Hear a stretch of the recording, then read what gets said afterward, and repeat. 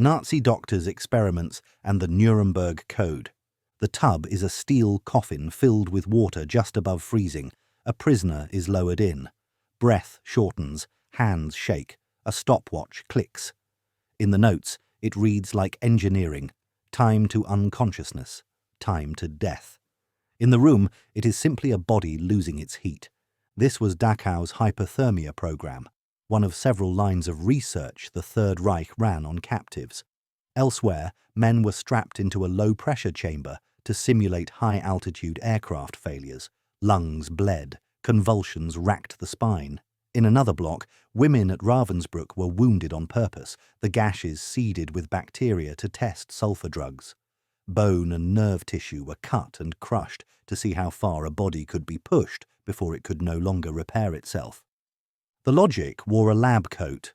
The targets were people stripped of rights and names: Jews, Roma, political prisoners, the disabled, anyone the state designated expendable. Data became a shield. Utility was the alibi. Pilots might be saved, soldiers might benefit, medicine might advance. But the methodology destroyed the very idea of medicine. There was no consent. There was no acceptable risk-benefit. There was only domination masquerading as discovery. At Auschwitz, twins were catalogued like rare instruments. One would be injected, operated on, or exposed. The other served as a control. When the first died, the second might be killed for comparative autopsy.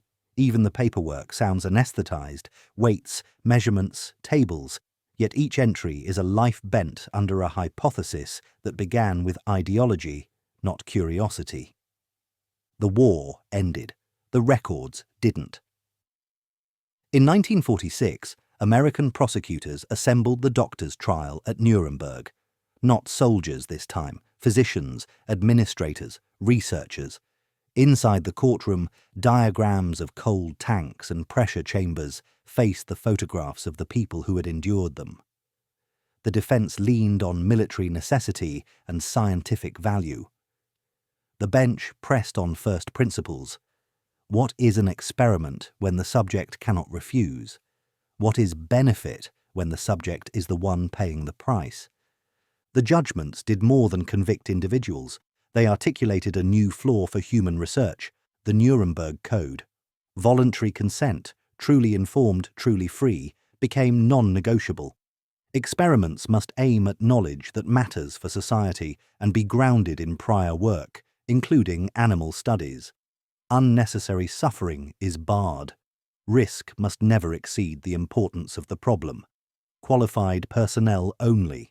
The subject may end participation at any point, and the researcher must be ready to stop when danger rises. None of that resurrected the dead. None of it healed the maimed. But it placed a line in the sand, 10 points, clear enough to travel across decades and disciplines. Later, frameworks would expand and refine it: the Declaration of Helsinki, the Belmont Report, institutional review boards. But the shape of modern bioethics begins here, in a courtroom built to answer what the lab had refused to ask. There's a temptation to file this away as a singular horror, a freak collision of war, ideology, and access to captive bodies. History won't let us. Elements recur: coercion disguised as volunteering, convenience dressed up as methodology, the stubborn illusion that outcomes justify means. If you want to know how quickly science can forget its purpose, read a hypothermia log written in neat handwriting. Keep the picture of that tub, keep the stopwatch. Now widen the frame. While Europe tried its doctors, another nation had run its own program in occupied territory, combining surgery without anesthesia, deliberate infection, and field tests of plague itself, organized not by a cult of one man, but by a state bureau with a budget and a mission. That story takes us east, to Manchuria, and to Unit 731. Unit 731, Imperial Japan. Harbin in winter can feel like a test of endurance. In the outskirts at Pingfang, the buildings of a water purification unit rose behind fences, rail spurs, and habit. Inside, a military doctor named Shiro Ishii ran a program that treated people as instruments. The euphemism was logs, the work was data. Prisoners, Chinese civilians, resistance fighters, Soviet POWs, Koreans and others were marched into labs that looked like any modern facility: benches, glassware, ledgers. The questions were clinical. How quickly does plague spread when fleas are packed into a ceramic bomb and dropped over a town? How long before frost turns flesh to crystal if you leave a limb bare to Manchurian air, then douse it and repeat? What happens inside the abdomen if you open it without anesthesia and stitch in a pathogen so you can watch the disease bloom from the inside? Vivisection wasn't an isolated horror, it was a method.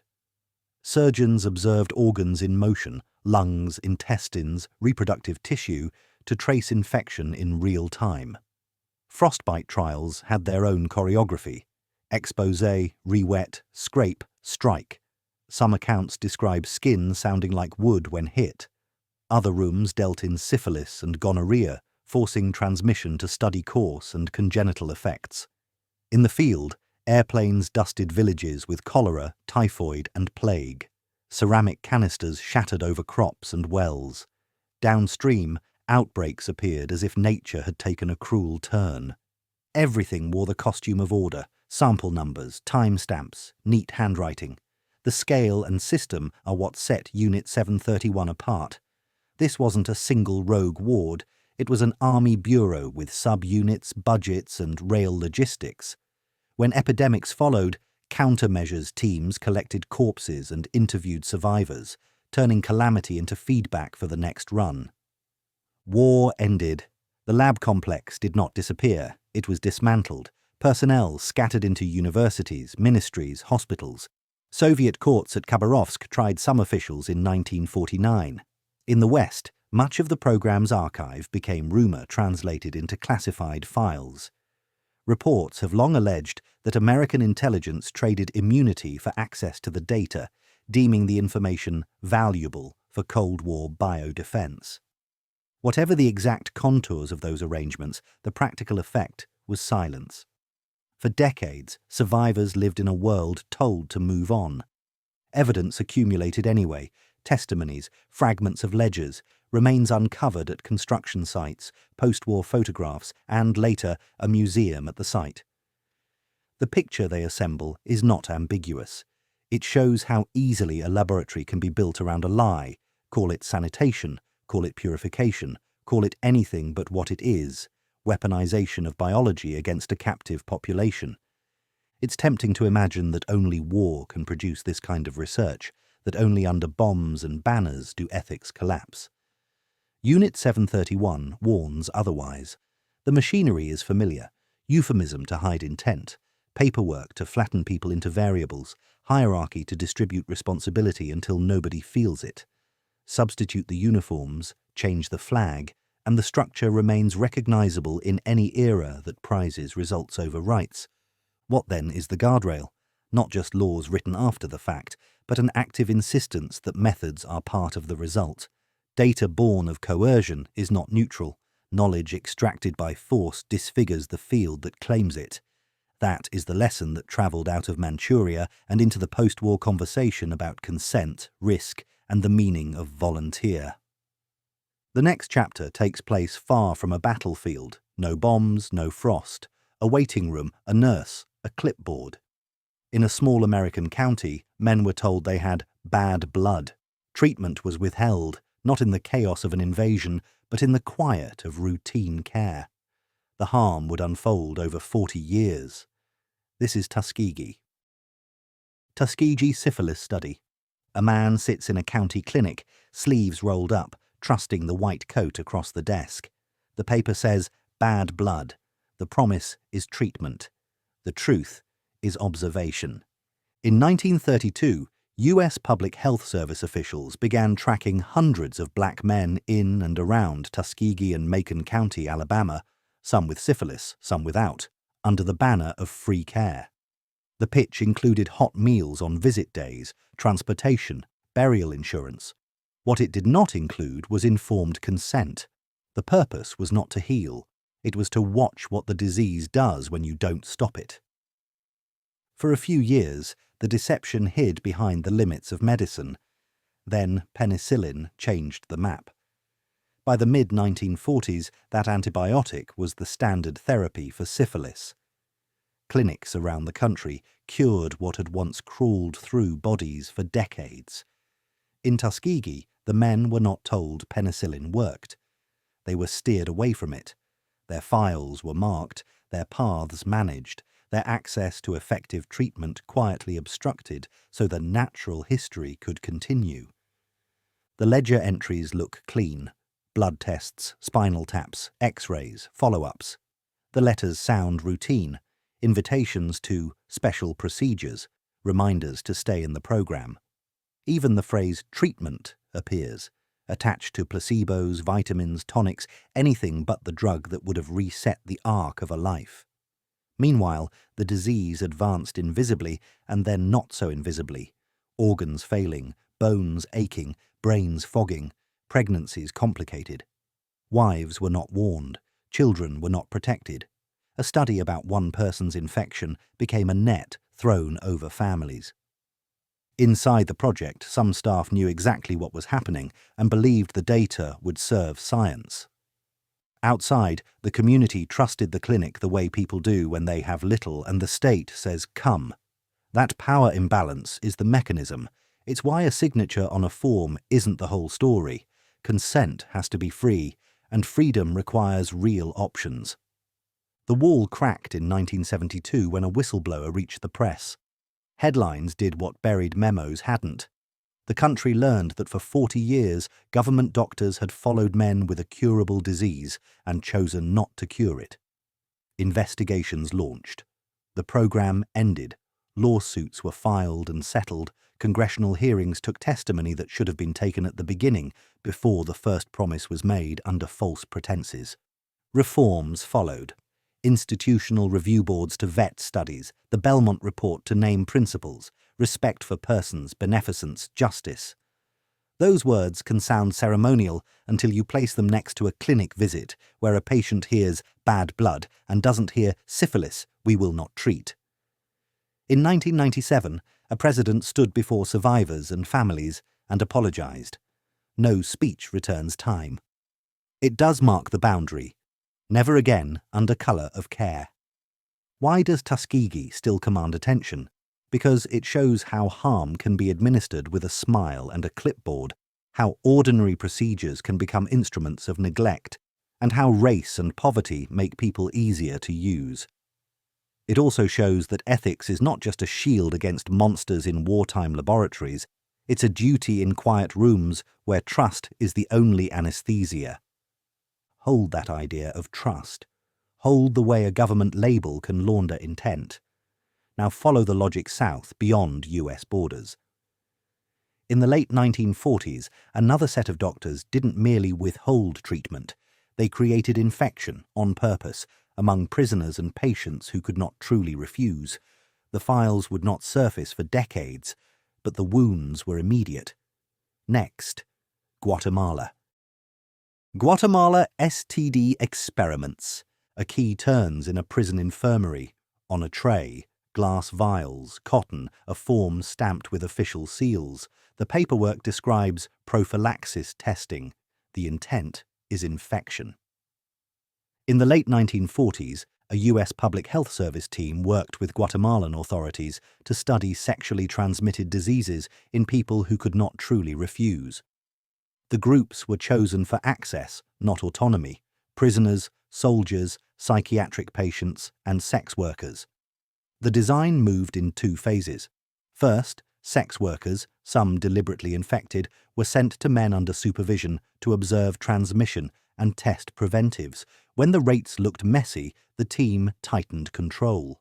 Skin was abraded, bacterial cultures were pressed into the wounds or applied to mucous membranes. In some cases, organisms were introduced directly by injection. The targets included syphilis, gonorrhea, and chancroid. Language did the laundering. Consent forms, where they existed, did not reflect the reality of what was being done or why. Men lined up for treatments without being told they were subjects in a transmission study. Patients in a psychiatric hospital were used because they were available, not because they were informed. Spinal taps, blood draws, and genital swabs turned people into sampling sites. Penicillin was sometimes given, but not as care offered by a physician to a patient. It was delivered as another variable in an experiment whose purpose the recipients did not understand.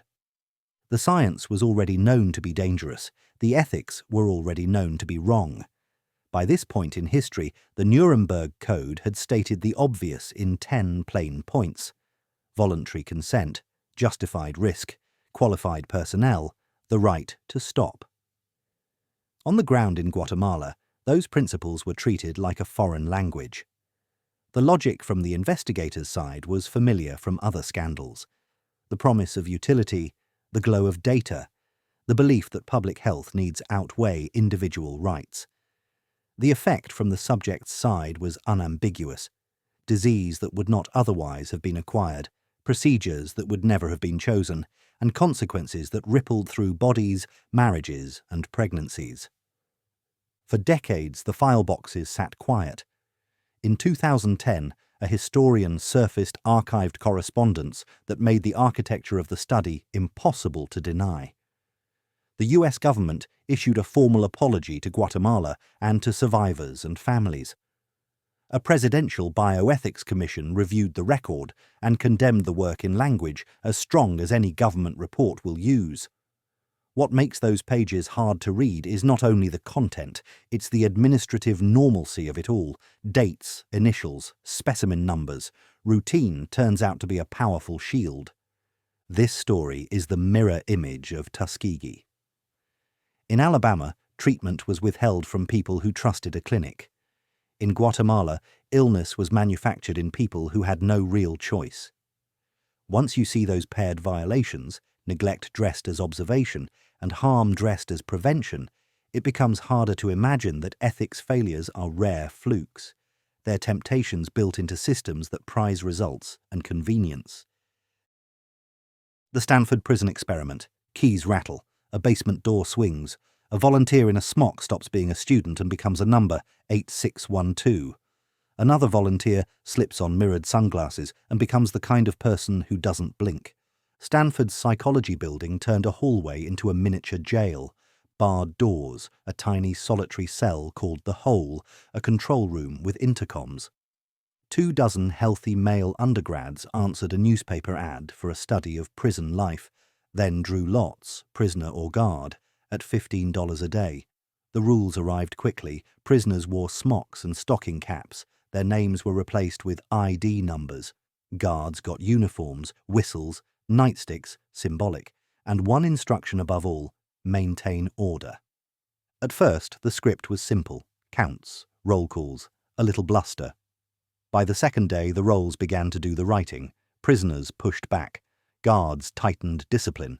Push-ups for minor infractions, repeated counts at odd hours, public compliance drills that blurred the line between procedure and humiliation. When a cell lost blankets, it wasn't an oversight. It was leverage. When someone shouted, a guard's sunglasses kept his eyes from having to answer.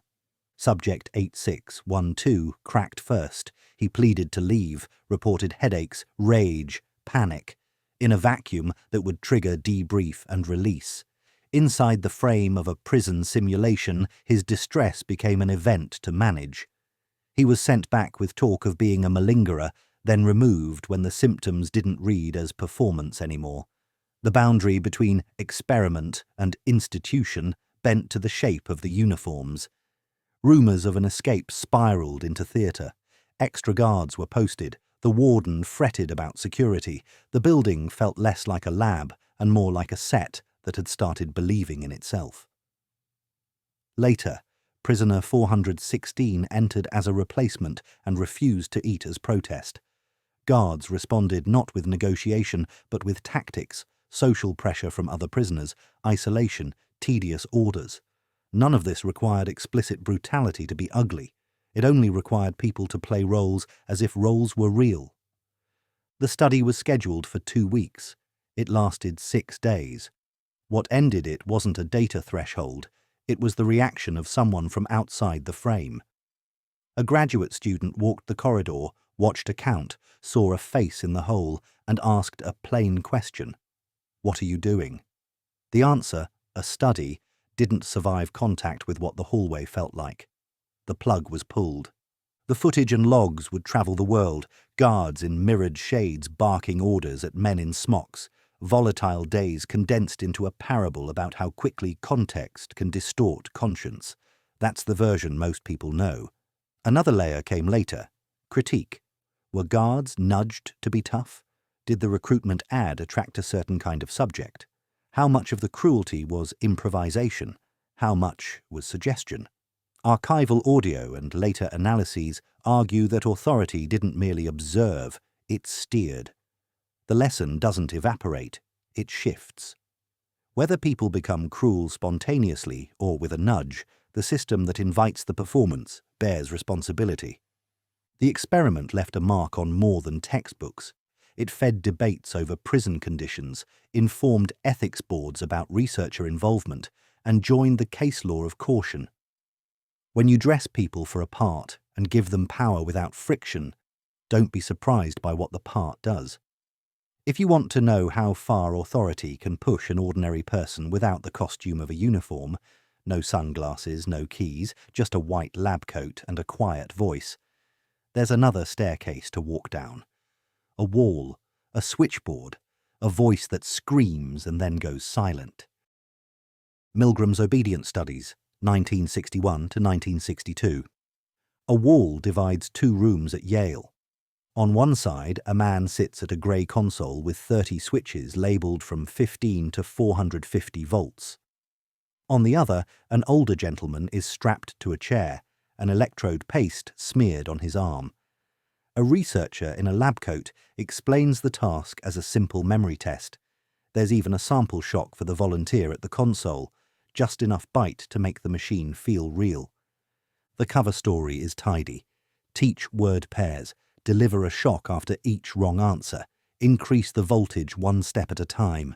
The labels climb with the switches. Slight shock, moderate, strong, danger, severe shock. And then at the end, a blunt XXX.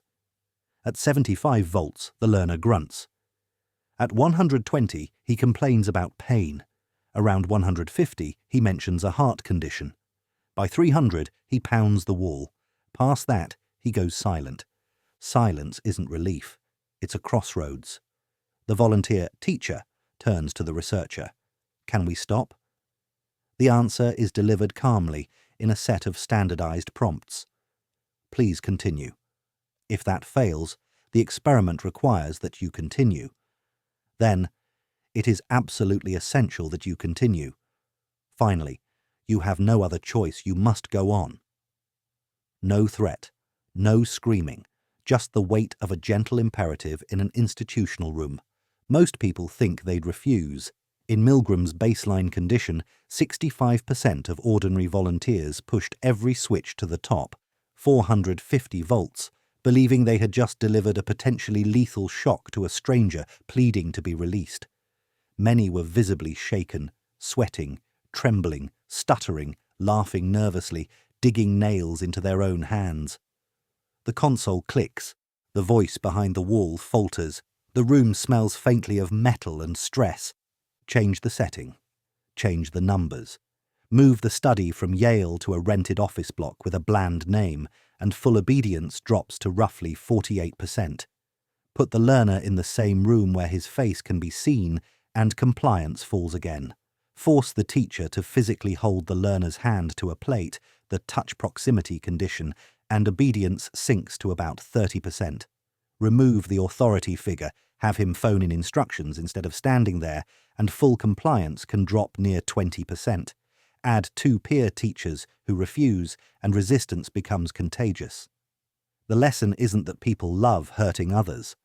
It's that context can nudge a decent person into doing what they thought they'd never do. The aftermath was as debated as the data. Critics argued the stress crossed ethical lines, deception was deep, consent compromised. Milgram debriefed subjects, revealed the ruse, and followed up months later. Many said they were glad to have participated. A fraction were not.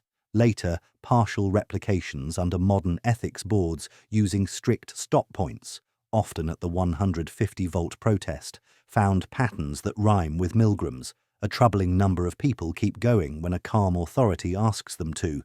Interpretations have multiplied: the agentic state, shifting responsibility to the authority, the power of gradual escalation, the role of institutional prestige, the pull of a script that makes stopping feel like failure.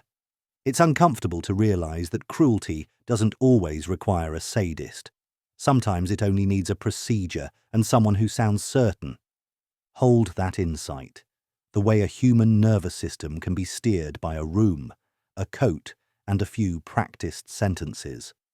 Now pivot from obedience to learning itself, and to a child who was never told he was part of an experiment. No commands, no voltage, just a white rat, a steel bar, and a sound that made fear bloom on cue. Little Albert. Little Albert, 1920. The room is bright, spare, clinical. A toddler sits on a blanket, steady and curious in the way one-year-olds often are. A white rat is placed nearby. He reaches out, calm, no flinch, no tears. Then the experiment begins. Psychologist John B. Watson, with assistant Rosalie Rayner at Johns Hopkins, wanted to prove that fear could be learned, that emotions were not fixed inheritance, but habits assembled by experience. The method was brutally simple. Pair something neutral with something terrifying until the two feel like the same thing. First, establish baseline.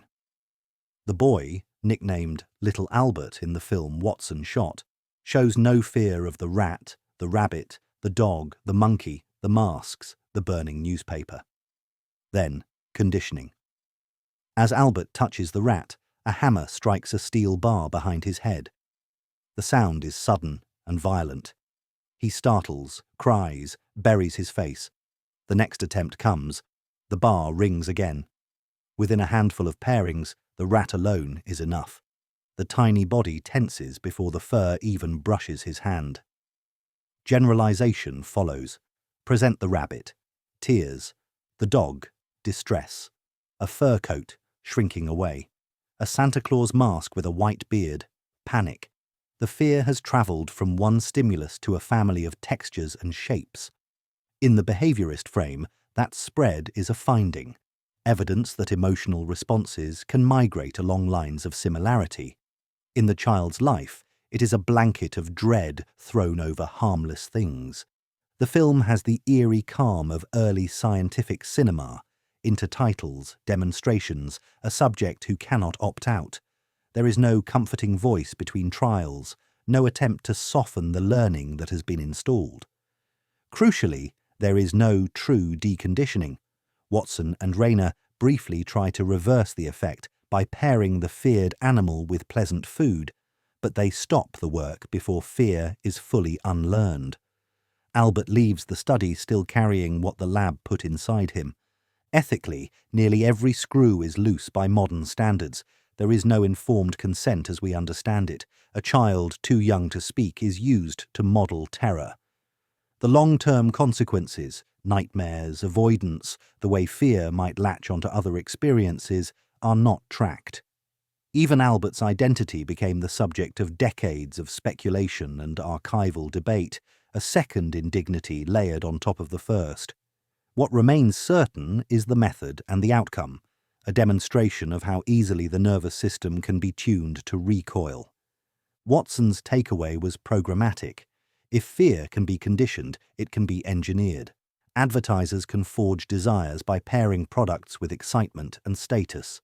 Parents can, in theory, shape temperament by controlling associations. Critics answered with the obvious. A child is not a lever to pull for a theory, and feelings are not lab switches. The experiment taught psychology something, yes, but it also taught psychology what not to do. There's a cold symmetry here. In Milgram's room, a lab coat and a script nudged adults to obey. In this nursery-turned-lab, a hammer and a bar taught a pre-verbal child that the world bites.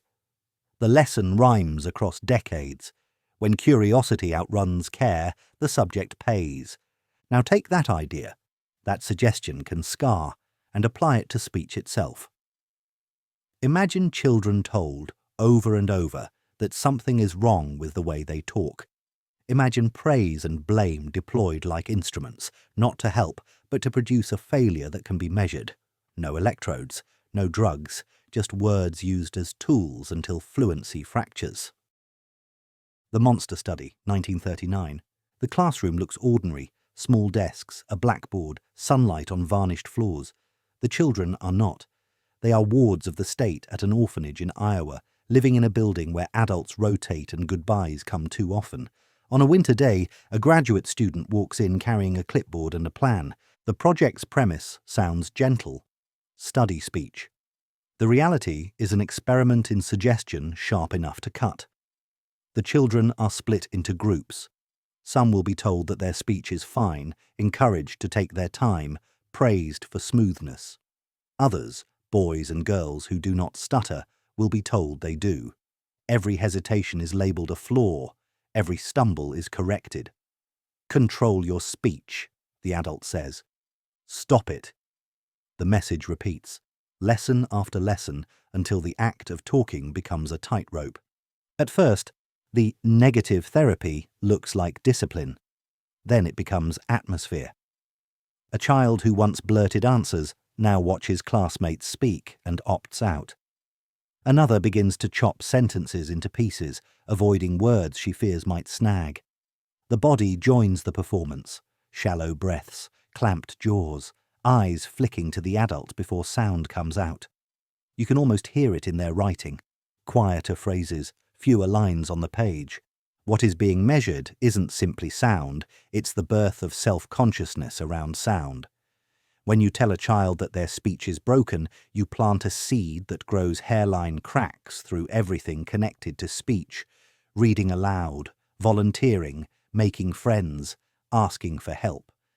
The experimenters note speech irregularities emerging where there were none, as if they had discovered a mineral vein instead of digging it themselves. The ledgers fill with observations, the children fill with dread. No electrodes, no drugs, no blood.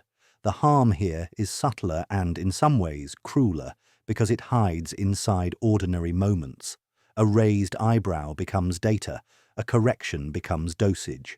Praise and blame are instruments played with clinical regularity, and nobody in the room is old enough to sign the forms that might have described what was happening. Consent is treated as a technicality. Guardianship stands in for voice. Decades later, when the files surface, and the orphanage's name is read aloud in hearings and articles, there will be apologies and legal arguments about outcomes. Did the effects persist? Did the children fully recover when the experiment ended? The ethics don't hinge on a permanent scar. They hinge on intent and exposure. You don't point a spotlight at a child's most fragile skill, speech, and adjust the heat until something wilts, then claim neutrality because the leaf might perk up in spring. The lesson that emerges is twin. Labels can wound, and institutions make labels heavy. In a family kitchen, a careless comment might become a story that fades. In an orphanage classroom, the same comment acquires official weight. It isn't merely an opinion, it's policy. Multiply it by weeks, then months, and you get behaviour that looks like pathology because the room made pathology the path of least resistance. Why does this matter in a tour of unethical experiments? Because it shows the shape of harm without spectacle. You don't need restraints or gas to change a person. You can do it with a posture, a checklist, and the confidence that no one will ask the right question in time. What are we doing to them? Hold that idea, the way authority can turn everyday life into a test, and walk with it to a school on Staten Island in the post-war decades. There, the rooms aren't quiet. The wards are crowded, the smell is antiseptic, and the study involves more than words. Children with disabilities were deliberately exposed to a virus in the name of understanding hepatitis, and consent was braided into access to care. Willowbrook Hepatitis Studies, Staten Island post-war boom at the edge of New York City. Past the trees and the quiet streets sits a sprawling state school behind a gate, overcrowded wards, understaffed rooms, children with intellectual and developmental disabilities living in an institution that was already failing them before anyone drew blood. Into this setting came a proposal that sounded, on paper, like control. If hepatitis was rampant inside Willowbrook, and it was, then perhaps researchers could study it under carefully monitored conditions, track routes of transmission, and test whether antibodies could prevent illness. Parents received letters describing a study and an implied benefit. Earlier, milder infection and close medical supervision. Admission to the school was scarce. In some periods, participation in the research smudged into the price of a bed. The methods were blunt. To provoke infection, investigators fed children a slurry containing hepatitis virus, material derived from the stools of infected patients, sometimes mixed into chocolate milk or swallowed via gelatin capsules. The aim was to watch the disease bloom from incubation to jaundice to recovery, while mapping differences between strains that would later be called hepatitis A and B. Some children received gamma globulin or other measures in hopes of preventing or softening the illness. Others did not, because comparison is how you make a graph draw a line. The consent forms did not capture the reality of choice. Many families were poor, stretched, desperate for placement. Voluntary carries little meaning when the alternative is no care at all.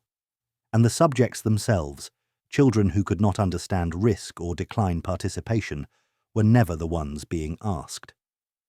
In an already unsafe environment, the experimenters introduced a pathogen on purpose, then followed it like meteorologists track a storm they seeded. Clinical notes catalogued the arc: fever, dark urine, pale stools, tender livers, skin turning the colour of tea. Some cases passed quickly, others lingered. The ledger tallied successes in clean columns, seroconversion here, jaundice onset there, while the wards absorbed the cost. Researchers argued that infection was essentially inevitable at Willowbrook and that controlled exposure minimised harm and advanced knowledge that might one day protect millions. It's a tidy syllogism, the kind that grows in the shade of institutional neglect. Because the environment is bad, interventions that would be unthinkable elsewhere start to feel reasonable here. Outside the lab rooms, another record was forming. Journalists and advocates documented filth, crowding, indifference, a school that had become a warehouse. In 1972, a televised exposé ripped the lid off, and the public learned at once about the conditions and about studies that had used the building's chaos as a justification. Lawsuits, hearings, and consent decrees followed. The school would not close overnight, but the clock started.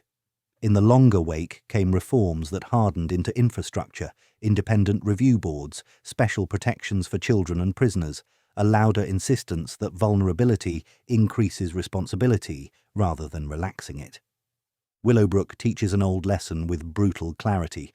Ethics can't be borrowed from a bad setting.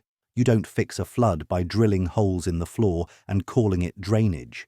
When an institution makes people easy to use, the challenge is to protect them more, not less. Scientific curiosity isn't the villain. Convenience is. So is the story we tell ourselves about inevitability. Hold on to that pattern, how a place built for care became a stage for exposure, and look a few states north to Massachusetts, where another state school ran nutrition studies on boys whose parents were told they were joining a science club. Trays arrived with oatmeal. The milk tasted normal. What nobody at the breakfast table knew was that some bowls carried radioactive tracers to map minerals in the body. Fernald radioactive oatmeal studies. Morning at a state school in Massachusetts. A bell, metal trays, steam lifting off oatmeal. On some days the bowls arrive with a flourish. Science club breakfast for the best-behaved boys, extra attention, a sense of being chosen. Somewhere else on campus, a lab tech labels vials and checks a clock. The club wasn't about discipline or enrichment. It was a delivery system. Mixed into certain meals were tiny amounts of radioactive tracers, iron 59 in one stretch of the project, calcium 45 in another, so researchers could track how nutrients moved through a child's body. The boys, many with intellectual and developmental disabilities, swallowed the cereal, drank the milk, and were marched off for blood draws and whole body counts under a detector's frame. In the notes, each child became a curve on graph paper as the tracer rose and fell. On paper, the hypothesis was tidy. If you understand how iron and calcium are absorbed, you can design better diets and fortified foods. The problem wasn't curiosity, it was everything wrapped around it. Parents were told their sons had been invited to a club that came with parties and special privileges. Consent letters, where they existed, mentioned vitamins and a small amount of radiation in language that muffled risk and purpose. They did not capture the reality that a corporation and prominent universities were testing absorption in institutionalized children because they were accessible. The boys themselves, too young, too vulnerable, had no real say. Method was routine. Blood samples at regular intervals, urine and stool collection, whole body scanning in a room that hummed. The logbooks read as if nothing unusual were happening. That's part of how this worked. Ordinary rhythm turned the experiment into just another school activity. The children learned to hold still, to breathe evenly, to wait for the click of a counter to stop. A good subject gets praised. Praise is its own gravity at a place like this. Defenders later argued that tracer doses were small, that risk was negligible, that the knowledge helped public health. But ethics is not a spreadsheet of millisieverts, it's context. These were kids in a custodial institution with limited advocates, recruited through incentives they could not interpret, under guardianship strained by distance and trust. The club framed the project as reward, not research. The design chose convenience over consent.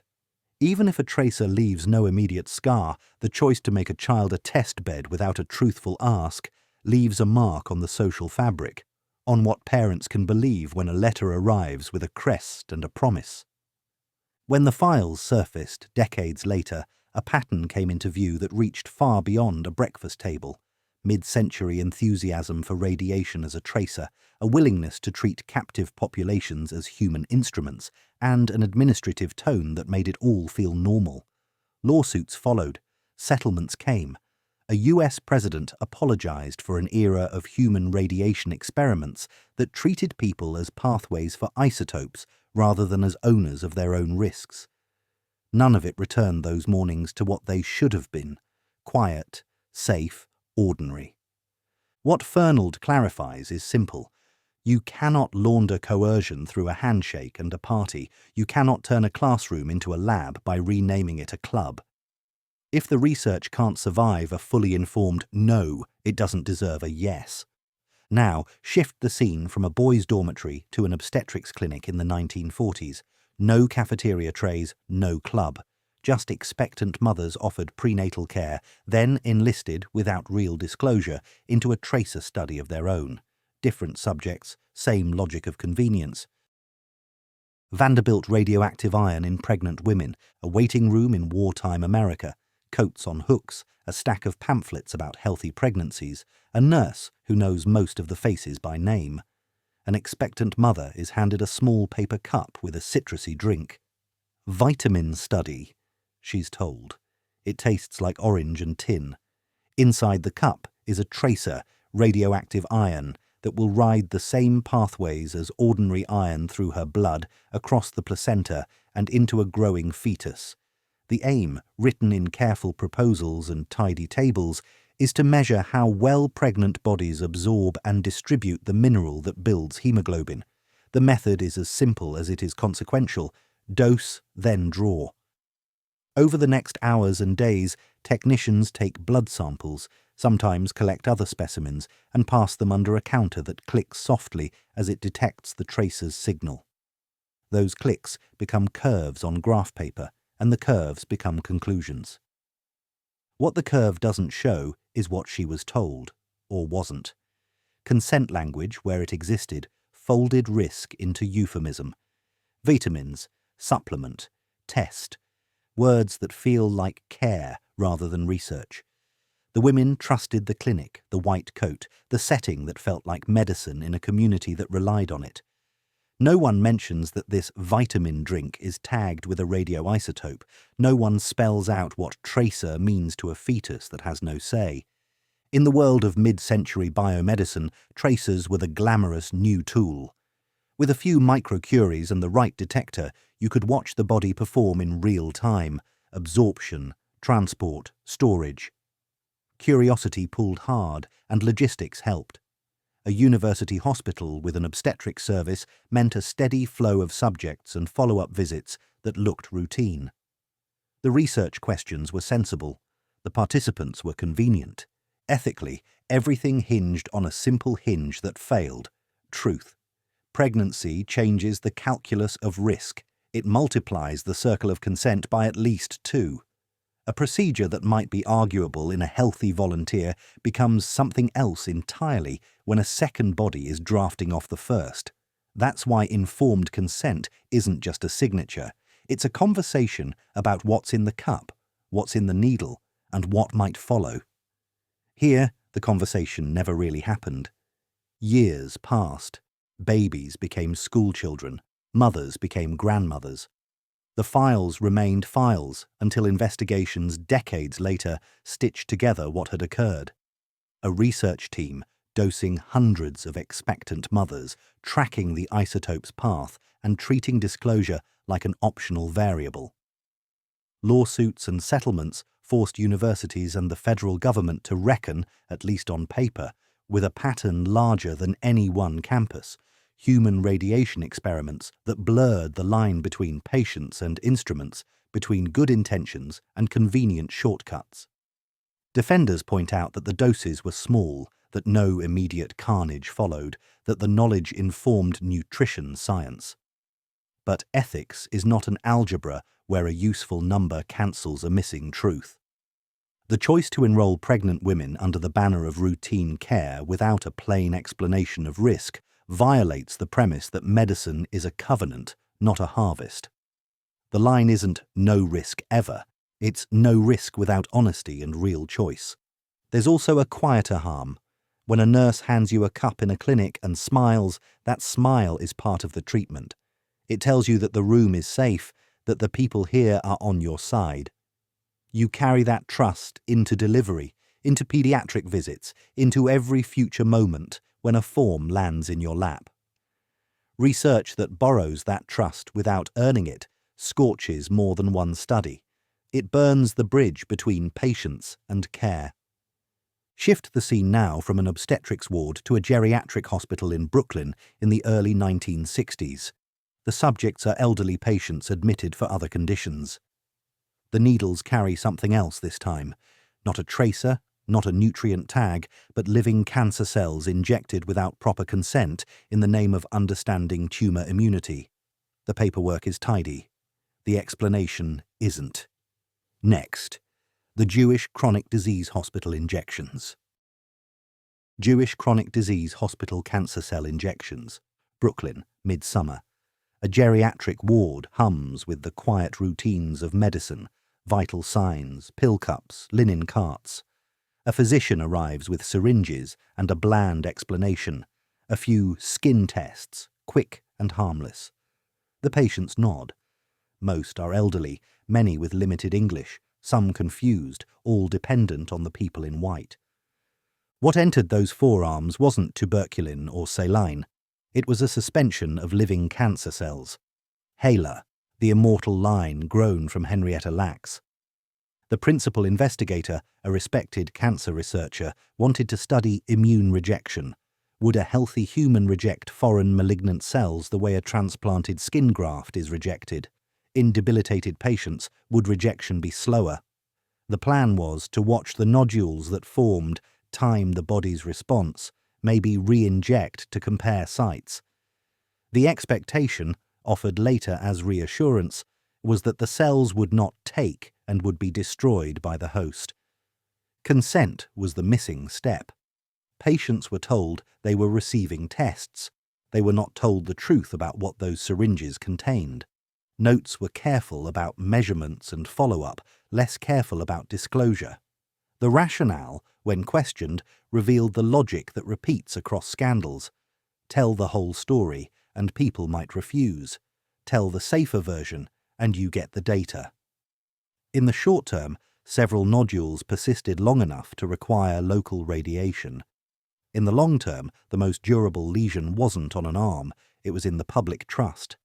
Inside the hospital, not everyone went along. A handful of junior physicians balked. This wasn't a scratch test. This was an injection of malignancy without a patient's understanding. They refused to participate and reported the project to state authorities. Hearings followed before New York's Board of Regents. The defense leaned on intent and precedent. The doses were small, the risk minimal, the knowledge important. The Regents' verdict focused on something simpler than risk calculus. Patients had been deceived about the nature of the material injected into their bodies. Licenses were disciplined, reputations dented. The case became a touchstone in every future argument about consent. From a distance, the episode reads like a narrow dispute over wording. Up close, it is the same pattern you've heard before: convenience as method. The subjects were inpatients, available for follow-up, unlikely to question a routine procedure. In that setting, a euphemism, skin test, did the heavy lifting of recruitment. The forms looked proper, the explanation did not. It's exactly the kind of administrative clarity that lets harm pass as care. The ripples went far. In 1966, the same year a prominent anesthesiologist published a landmark paper cataloguing unethical clinical studies, federal funders began requiring prior review by independent committees and clearer consent for human subjects. Hospitals built the modern machinery of oversight, ethics boards, standardized forms, language that spells out risks plainly. Those structures don't guarantee virtue, but they make deception harder to normalize. There's a scientific footnote worth stating out loud. The immune system did what immunologists expected. In most people, foreign tumor cells don't thrive.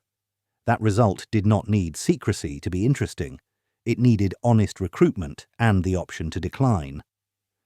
Data extracted through misrepresentation poisons more than a chart. It stains the relationship on which medicine depends. Hold the shape of this case: elderly patients, authoritative voices, a procedure presented as routine, a risk minimized by vocabulary. Now widen the beam to another mid-century program where risk wasn't a hidden nodule but a radiation field that bathed the whole body. Patients signed forms there too, but the fine print sat on a different scale than the exposures. The next stop is Ohio, where a university hospital ran whole-body irradiation studies under partial military sponsorship and left a trail of pain, lawsuits, and reform. Cincinnati whole-body radiation. The machine hums the way heavy instruments do, a floor-deep vibration that settles in the ribs. A patient lies on a table beneath a gantry, skin warmed by a field you cannot see. Nurses clip a dosimeter to the gown. A doctor calls out settings. The beam comes on. At the University of Cincinnati, a program of total body irradiation treated human beings as living gauges for high-dose exposure. Most of the patients had advanced cancers. Many were poor. A disproportionate number were black. On paper, the rationale split in two: therapeutic hope on the oncology side and data of military relevance on the defense side, knowledge about how a human body breaks under radiation that might follow a nuclear detonation. The money that helped pay for it came in part from the Department of Defense. The protocol read like physics: deliver large fractions of dose in a compressed window, track blood counts, blood pressure, vomiting, burns, confusion, the slide into marrow failure. Document how quickly cognition fogs, how long before the gut revolts, whether steroids, antibiotics, or transfusions can pull someone back. The charts, when you see them now, are tidy columns of variables beside a name and a case number. The body in the bed was not a variable. Consent lived in the grey. Families were told their loved one might benefit. Treatment, last resort, phrases that can open a door when all the other doors have shut. The forms did not always make clear how much of the plan was about them and how much was about a question the military wanted answered. Some patients were too ill to understand what they were being enrolled in. Others trusted a white coat because that's what you do when you have run out of options and the person with the clipboard sounds certain. What it felt like, for those who described it, was heat and exhaustion and a body that went off its script. Skin reddened, mouths ulcerated, fevers rose, minds drifted. Some died within days or weeks, though many were already near the edge. Defenders would later say their course was determined by cancer. That argument misses the point. A terminal diagnosis does not convert a person into a test article, and suffering that can be avoided isn't neutral because a ledger says time was short. The story didn't end in the treatment suite. Decades later, families pieced together what had happened through paper trails and testimony. Lawsuits followed, depositions that turned medical terms into common speech. Did she know? Did he agree to that risk? Why was the army paying? Federal inquiries into human radiation experiments pulled Cincinnati into a wider map of mid-century projects that treated vulnerable people as convenient windows into invisible forces. Apologies were issued, settlements were reached. The program's architect maintained that he had sought to help, that some patients improved, that the doses were defensible. History answered with a boundary. You cannot hang a second purpose, combat casualty research, on the frame of care and call the result consent. There's a pattern here that keeps resurfacing in different clothes, a population with little leverage, a setting that looks like help, a second agenda braided into the first in a way a patient can't untangle. The language of risk and benefit drafted to persuade, not to reveal. If the Cincinnati files are painful to read, it isn't only because of the symptoms, it's because of the way ordinary clinical ritual was used to make extraordinary exposure feel routine. Now move from a hospital ward to a prison yard in Philadelphia, where the pitch wasn't a machine but money and favours, and the list of exposures ran from industrial solvents to blister agents to dioxin. The rooms were smaller, the supervision was looser, the scars lasted. Holmesburg prison experiments, the gate slides, keys trade hands, and a corridor opens on rows of cells. At Holmesburg prison in Philadelphia, the sales pitch was simple: a few dollars, extra food, time out of the block. Sign here. Sit still. Don't scratch. A dermatologist from a nearby university sized up the place with a line that has followed him ever since: acres of skin. For more than 2 decades, inmates, disproportionately poor and black, were recruited into an assembly line of studies that turned backs, arms and thighs into test sites for whatever a sponsor wanted answered. One week it was deodorants and detergents, next week caustic compounds, then ointments spiked with substances no consumer would ever see. Small circles were penciled on the skin, numbered, and treated with drops, pastes, or patches. Gauze went on. Tape sealed the edges. A clipboard kept time. Most projects sounded dull on paper. Irritation thresholds, barrier function, penetration rates. The lived experience was anything but. Some patches burned. Others raised angry welts that spread beyond the penciled ring. When industrial partners wanted to know how harsh a chemical really was, the dose went up. In the mid-1960s, a series for a chemical company added a notorious contaminant, dioxin, to the mix to study chloracin toxicity. Faces swelled. Lesions lingered. The money, maybe $1 a day, maybe a bit more, did not change with the pain. Information was thin by design. Consent forms, when used, were legalistic and narrow. They did not explain what dioxin meant to a nervous system or why a blistering compound would be placed on intact skin. Prison life added its own pressure. Saying no could mean losing the small privileges that made time bearable. Saying yes might mean a trip to the infirmary and a few hours under fluorescent lights instead of the tier. In a place where choices are rationed, a research slot can look like a favour. Oversight was almost non-existent at the start. There were no independent review boards in the early years, no strangers around the table asking whether a study should exist or whether a subject could withdraw without penalty. The relationship ran on access. The prison had bodies, The lab had budgets, industry had questions that a captive population could answer faster and cheaper than a factory clinic. The phrase volunteer did heavy rhetorical lifting, as if money stapled to a consent line erased the reality of confinement. Not every exposure scarred, but enough did to leave a trail, rashes that took months to quiet, cystic eruptions that pitted skin, stories that did not add up to minimal risk. Some men participated in dozens of protocols over a sentence, a patchwork of circles healing over circles until the forearms looked like maps. Years later, when reporters and advocates began to pull case numbers into daylight, credibility rested on a simple detail. Inmates remembered where the tape sat and how it felt to peel it off. The defense would come to sound familiar: important knowledge, low doses, careful monitoring, signed forms. The counter-argument was plainer. A signature in a jail is not the same as a signature on a campus. Paid participation is not automatically coercion, but pay inside a cage bends the math, and there is a difference between measuring whether a consumer cream stings and using incarcerated men to probe the edges of toxicity for industrial or military purposes. The fallout took years to crest. Lawsuits challenged what had been routine. Books and documentaries turned local memory into a national lesson. Universities and city officials issued apologies decades after the last patch came off. None of it put the skin back the way it was. It did, however, redraw one of the lines that now seem obvious. Institutionalized people are not a shortcut to answers you don't want to test on the free. From cell blocks to barracks, the logic barely changed, only the uniforms did. The next stop isn't a county jail, but a military post where thousands of servicemen cycled through volunteer trials with nerve agents, incapacitating chemicals and hallucinogens. Different oath, same pressure to comply. Edgewood Arsenal soldier tests. A sergeant reads from a bulletin on the dayroom corkboard. Volunteers needed for medical research. The pitch is tidy.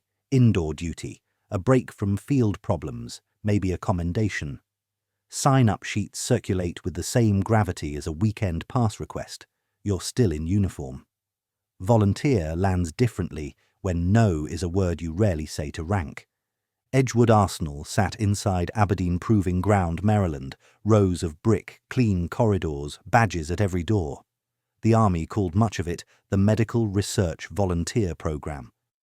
The aim, officially, was protective science.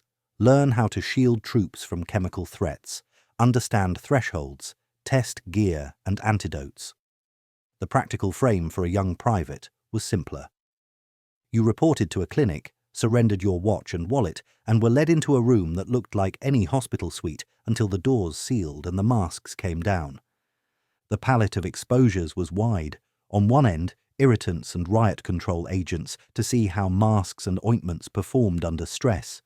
In the middle, psychochemicals, LSD early on, then a family of anticholinergic compounds, especially BZ, a potent incapacitant that dried mouths, scrambled memory, and turned the world into a theatre of confident confusion for hours that felt like days.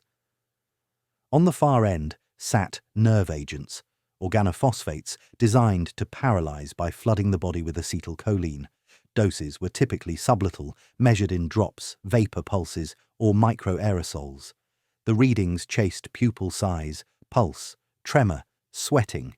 Medics stood by with atropine and other countermeasures. The files are meticulous in ways that can make you forget the person attached to the numbers. Onset at T plus 12 minutes. Marked meiosis. Subject unable to perform serial sevens, compliant, disoriented. With BZ, the notes turn stranger. Subjects certain of things that do not exist, conversations with people not in the room, dreams leaking into daylight while technicians score cognition on clipboards. With nerve agents, the body speaks plainly, pinhole pupils, nausea, muscle fasciculations, the sense that every gland has been switched to full. Consent lived behind glass. Many forms did not name the agent. They used phrases like non-lethal incapacitating compound or protective evaluation. The briefings emphasized safety and reversibility. Follow-up, if it happened, often ended when the soldier rotated to another post. Years later, veterans would describe migraines that wouldn't quit, trouble with concentration, anxiety they couldn't shake, a feeling that their nervous systems had never quite come back to baseline, trying to prove that link without records became its own mission. Some found old subject numbers, many did not. Portions of the program stayed classified long enough to make medical claims feel like a chase across blackout ink. Defenders point out real context. This was the Cold War. The Army needed to know how agents behaved, which masks sealed, which auto-injectors worked, and what incapacitation looked like under observation rather than on a battlefield. Not every test hurt. A lot of soldiers walked back to the barracks with nothing worse than a foggy afternoon. But ethics turns on pressure and truth. Uniforms bend voluntariness. Opaque briefings turn permission into compliance. If you cannot say, this is the substance, these are the plausible risks, here is how you can walk away, then the signature is ceremony, not consent. Decades on, the military began notifying some former participants. The VA created lanes for claims tied to Edgewood-era testing. A handful of lawsuits tried to pry open archives and secure care. Relief was uneven. The residue that remains is less a single scandal than a recurrent shape. National security logic stretched over human bodies until the details underneath became abstract. Keep that silhouette in mind and shift the map east. Across the Atlantic, another government lab ran its own volunteer program with nerve agents. In one 1953 trial, a young RAF aircraftman sat under a hood while sarin vapor flowed. He was dead within hours. Porton Down and Ronald Madison. Before the hood comes down, an RAF aircraftman sits on a wooden chair, sleeves rolled, calm in the way young men look in photographs from the 1950s. He has signed up for medical research at a government laboratory in Wiltshire. The brief suggests protective work, nothing dramatic, evaluate kit, help the services, a technician adjusts a tube, a vapour is metered in. The site is Porton Down, Britain's chemical and biological research centre. For decades it ran volunteer programmes with servicemen as subjects, irritants, tear gases, protective creams, and, at the sharper end, organophosphate nerve agents. The stated aim was defence, understand threats to design countermeasures. In practice, men in uniform were walked into rooms where the air itself could become a challenge their bodies were not built to meet. Sarin works by flooding the nervous system with acetylcholine. Muscles seize, lungs forget how to trade air, pupils clamp to pinpoints, saliva comes as if a tap's been opened. At Porton Down, the dose was meant to be sublethal, just enough to characterise early signs and test protective strategies. On a day in 1953, the line between enough and too much vanished. Within minutes of exposure, the aircraftman's body told the story no ledger ever needs to: sweating, convulsions, collapse. Medics pushed antidotes. He died in hospital not long after. The paperwork called it an accident in a programme devoted to safety. An inquest delivered a quiet verdict, misadventure, and the file closed. Decades later, veterans began comparing notes, symptoms that never left, memories of rooms with hoods and masks, consent forms that named nothing and promised everything. Families asked for records, black ink stared back. It took a long campaign to pry open the past. When a new inquest finally examined the circumstances, a jury used plain language the first paperwork did not. Unlawful killing. One detail keeps catching the throat. Volunteer in a barracks isn't the same word as volunteer on a campus. You can still refuse, but status, duty, camaraderie, and the river of habit all push in one direction. Briefings described tests and protective studies. The agents themselves were often not named. Dangers were padded into phrases like temporary effects. Follow-up, when it existed, was thin. Men transferred to new units, demobilised, built lives around jobs that never asked why lights hurt their eyes or why concentration snapped like a cheap string. Defenders point to the Cold War. Nerve agents were a real threat. Troops needed masks, drills, auto-injectors, and not every trial harmed. Many men walked out dazed and went back to their billets. But ethics is not a numbers game. It is clarity and freedom at the point of decision. If you cannot say what a substance is, what it plausibly does, and how a subject can stop without penalty, the signature beneath your briefing is ceremony, not consent. Porton Down's legacy is bigger than one death.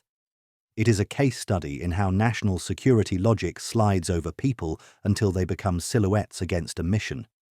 The lab's scientists were not villains twirling moustaches. Most saw themselves as guardians against foreign weapons. That's how this kind of harm gets its passport. Good intention, obscure facts, tight hierarchy. There's another ledge here: secrecy. When risks are veiled, error hides with them. The coroner's first verdict lived unchallenged because the archive was locked. Only when testimony and fragments of protocol saw daylight did the narrative change shape. Oversight without sunlight is ritual. Sunlight without oversight is outrage. You need both to keep labs honest. Now carry that lens outside the wire. If servicemen could be exposed in sealed rooms under official euphemism, what about civilians walking to work under an open sky? In the early years of the Cold War, a US city became an unwitting test range, its fog laced with bacteria chosen for their supposed harmlessness. Residents weren't told, doctors weren't warned. The point was dispersion, drift, dose. The name on the memo was bland. The story was not. Operation Sea Spray, San Francisco, 1950. Morning fog rolls in from the Pacific, soft as breath on glass. Just beyond the Golden Gate, a Navy vessel idles and a pump coughs to life. A fine red mist, so light it rides the air like dust, drifts toward the city. On deck, the sprayers carry bacteria chosen for their colour and reputation. Serratia marcescens blooms crimson on petri dishes. It's easy to track in the lab. Bacillus spores, a common surrogate at the time, are hardy and thought to be harmless. The premise is simple. If you release an aerosol near the coast, how far will it travel, how fast does it thin, and where does it settle? Technicians note wind speed and direction, time the bursts, and wait for samplers across the city to start catching what the fog hides. It wasn't a movie plot. It was a Cold War dispersion test. The target wasn't an enemy base. It was an American metropolis that hadn't been informed. No flyers on lampposts, no notice to hospitals. The goal was to measure vulnerability, not to heal anyone exposed. In labs around the bay, plates were left open, air pumped over filters, rooftops and sidewalks seeded with collectors.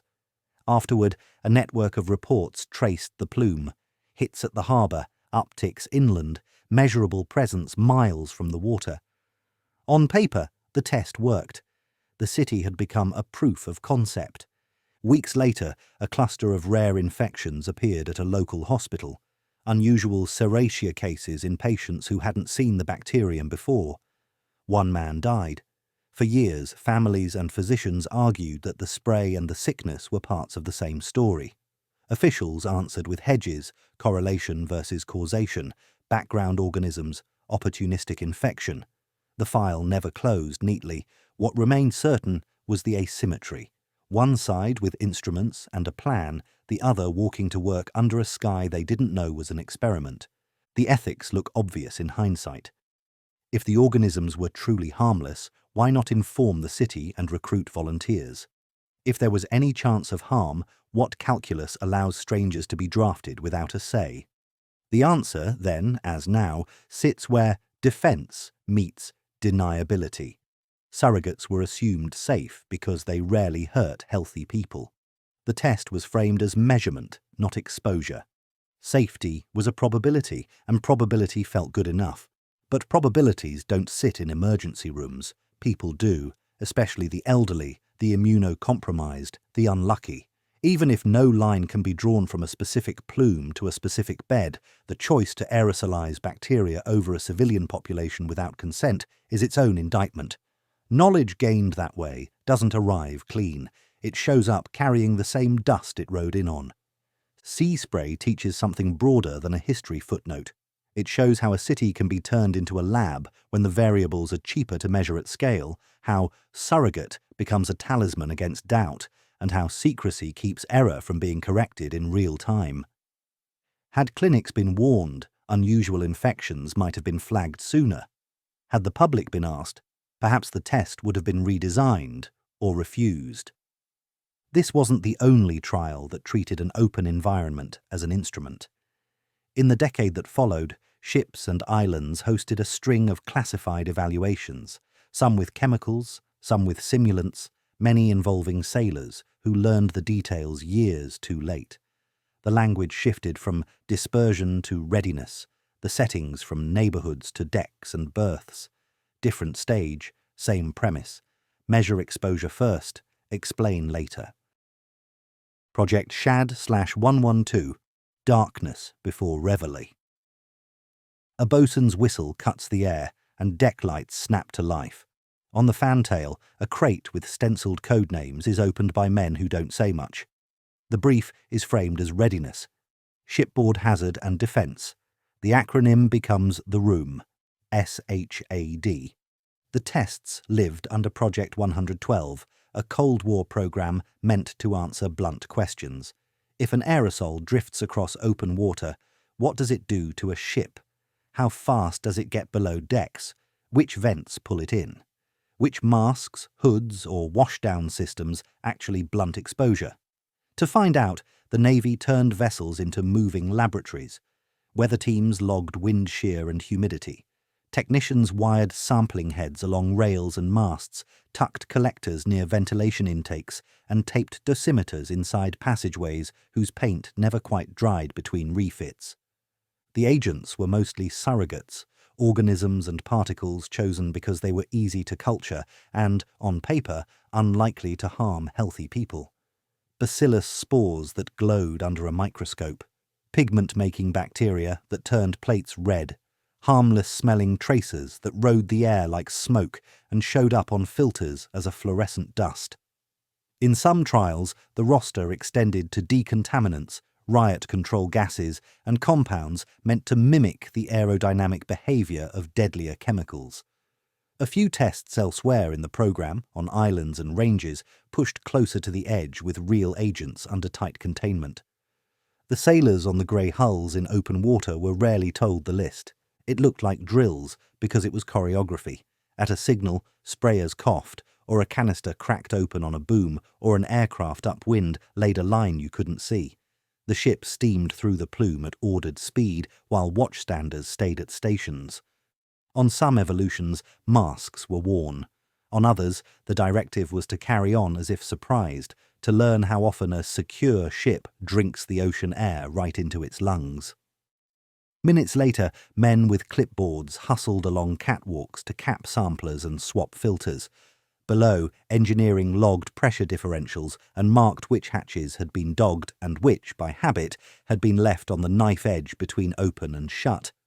Decontamination was its own protocol. Hoses unreeled, bleachy solutions foamed across non-skid, hands stung, gear went into bags.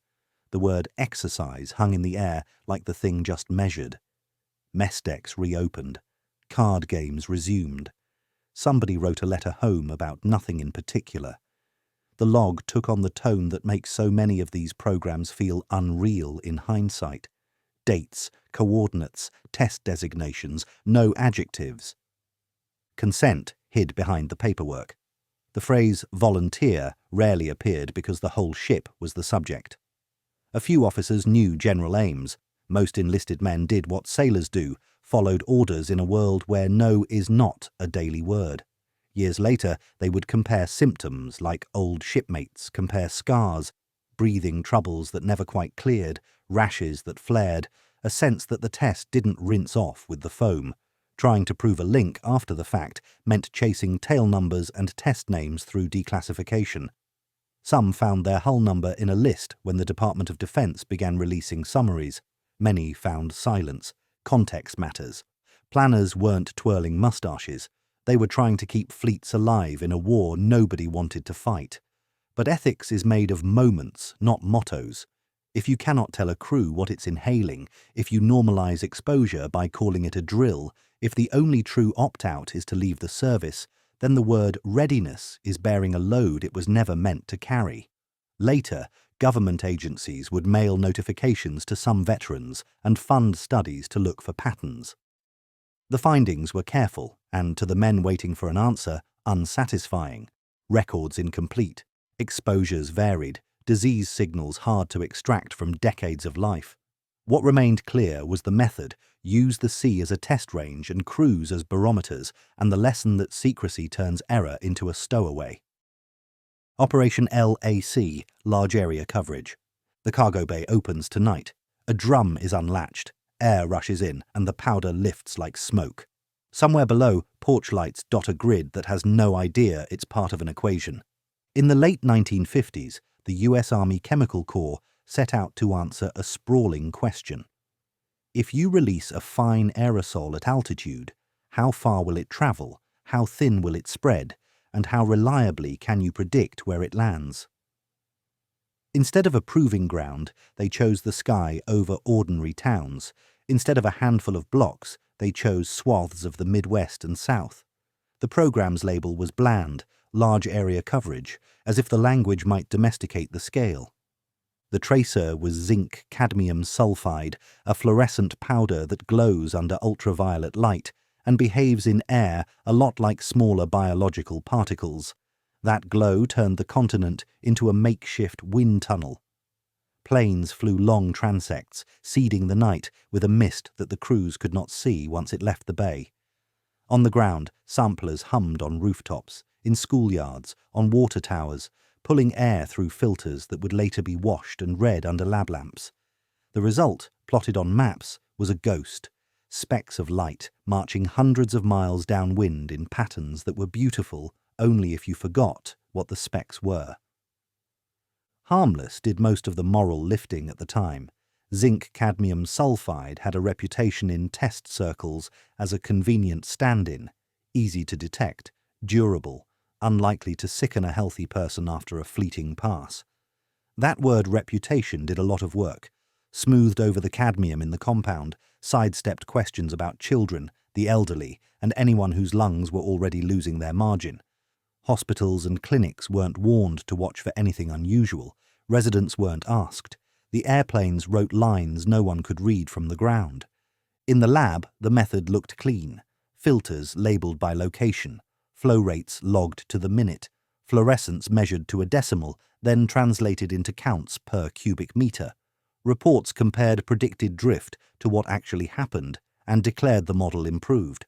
On that metric, the flights were successes. You could watch the plume's backbone swing with the jet stream, see it fracture around hills, find it again far past where common sense might have said the tracer would die out. The data was good. The subjects were ignorant by design. Decades later, when declassified summaries and hearing transcripts caught up with local memory, people asked the questions they would have asked at the beginning if anyone had bothered to tell them a study was underway. What exactly drifted through my neighbourhood? How much? Who decided? Why were we never told? Health agencies commissioned reviews. Panels weighed dose estimates against toxicology and concluded that the exposures were likely too low to cause population-wide harm. The word likely is technically careful and emotionally useless to someone who remembers a plane and has a diagnosis with no obvious cause. Even if the risk was small, the choice was categorical. A town was treated as a test bed without consent. Operation LAC shows how easily a continent can become a lab when the variable you need is wind and the cheapest sensors are unknowing lungs. It also shows how secrecy corrodes correction. If doctors had been looped in, outlier cases might have been flagged in real time, models refined, safeguards designed with the people beneath the plume instead of above it.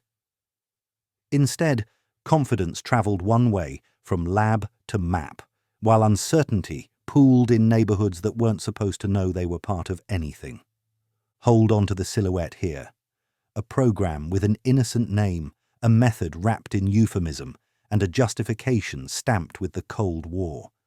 Now trade aircraft for safe houses, fluorescent powder for liquid in a glass, and a wind tunnel for a bedroom behind a one-way mirror. The next files weren't about drift, they were about control of perception, memory, and consent itself. MK Ultra and Operation Midnight Climax. A tumbler sweats on a nightstand. Ice ticks. A stranger laughs from the other side of a red lamp. In the next room, behind a one-way mirror, a man in a chair adjusts a reel-to-reel and takes notes while the conversation drifts and the drink does its work. The codename was MK Ultra, a CIA program launched in 1953 to probe behavioral control. The premise was Cold War urgency. If enemies could break minds with drugs, hypnosis, or sensory deprivation, the United States needed to understand, counter, and, if possible, master the same tools. On paper, MK Ultra fractured into more than 100 sub-projects. Some were university contracts with bland titles about perception, memory, and stress. Others were field trials that never looked like research from the front door. The gravitational center was LSD. Early excitement framed it as a possible truth serum, a weaponized confusion, or a doorway to suggestibility. Doses were given to volunteers who thought they were participating in standard lab work, to agency colleagues at retreats, and, in some cases, to unwitting civilians. The rules were improvisational. One memo's caution about supervision sits beside another's casual line about dosing a man on a morning walk to see how he handled a routine day with the world tilting. The tactic reached its strangest expression in Operation Midnight Climax. Safe houses in San Francisco and New York were furnished like stage sets, dim lighting, mirrors that saw one way, microphones threaded through picture frames. Sex workers on the CIA payroll brought men to the rooms. Drinks were quietly laced. On the far side of the glass, observers watched and recorded how strangers behaved when the floor fell out from under their senses. Sometimes they nudged the scene with conversation prompts. Sometimes they simply let the tape run. The point wasn't therapy. It wasn't even a coherent hypothesis. It was the thrill of proximity to control. What a dose could do to consent, to impulse, to memory. The archive is a mosaic with pieces deliberately missing. In 1973, program files were destroyed under orders.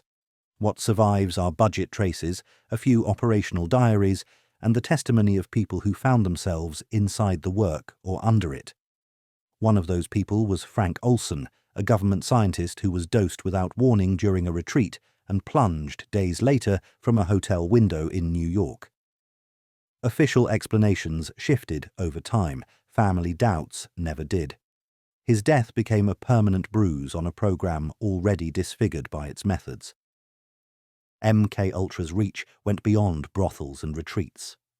At a narcotics hospital in Kentucky, addicted inmates were promised rewards while researchers ran long LSD series to map tolerance and breakdown, consent diluted by dependency. University labs explored hypnosis, electroshock as a cognitive eraser, isolation tanks where time lost its edges. The through line was opportunism dressed as curiosity. Prisons for access, psychiatric wards for pliability, fronts and cutouts to keep the money untraceable to Langley. Defenders later argued context. The Soviet bloc was rumoured to be ahead. Brainwashing made headlines, the line between research and readiness blurred. But ethics turns on plain choices. If a subject cannot know what he's taking, cannot refuse, cannot stop, and cannot find the record later to understand what happened to him, then the science is counterfeit, no matter how carefully the lab notebooks are kept. The program's end came not from an internal reckoning, but from sunlight. Senate hearings in the 1970s pulled a few surviving threads into public view. What they showed was less a master plan than a temperament, secrecy first, explanation later. There is a quieter lesson tucked inside the lurid details. Tools that unmoor memory and identity don't just harm individuals, they rot the ground under medicine and psychology. When a therapist asks a patient to trust a procedure, history is in the room. When a researcher asks for consent, the shadow of a laced drink is there too. Follow that shadow north. In Montreal, at a respected hospital affiliated with a renowned university, a psychiatrist pursued a different path to the same promise. Remake the mind. His method wasn't a cocktail in a safe house, but de-patterning. Weeks of drugged sleep, massive electroshock, and taped messages looped for hours to overwrite thought itself. The Montreal experiments, psychic driving. Night at a prestigious hospital doesn't look like a thriller. A nurse checks a chart. A drip hisses. In a dim room at the Allen Memorial Institute, a speaker beneath a pillow repeats a sentence in a voice the patient once recognized as her own. It will repeat for hours. She will not. The psychiatrist was Ewan Cameron, celebrated, confident, convinced that damaged minds could be reset and rebuilt. His program had stages with clean names. First came depatterning, massive electroconvulsive treatments delivered far beyond customary practice, sometimes multiple times a day, heavy sedation that stretched for days or weeks, cocktails of barbiturates, antipsychotics, and other drugs that blurred the edges of time. Patients who had arrived with anxiety, postpartum depression, or ordinary struggles sank into a manufactured infancy, continent adults needing help to eat, to walk, to find the door. Once personality had been scraped thin, reprogramming began. Cameron called it psychic driving.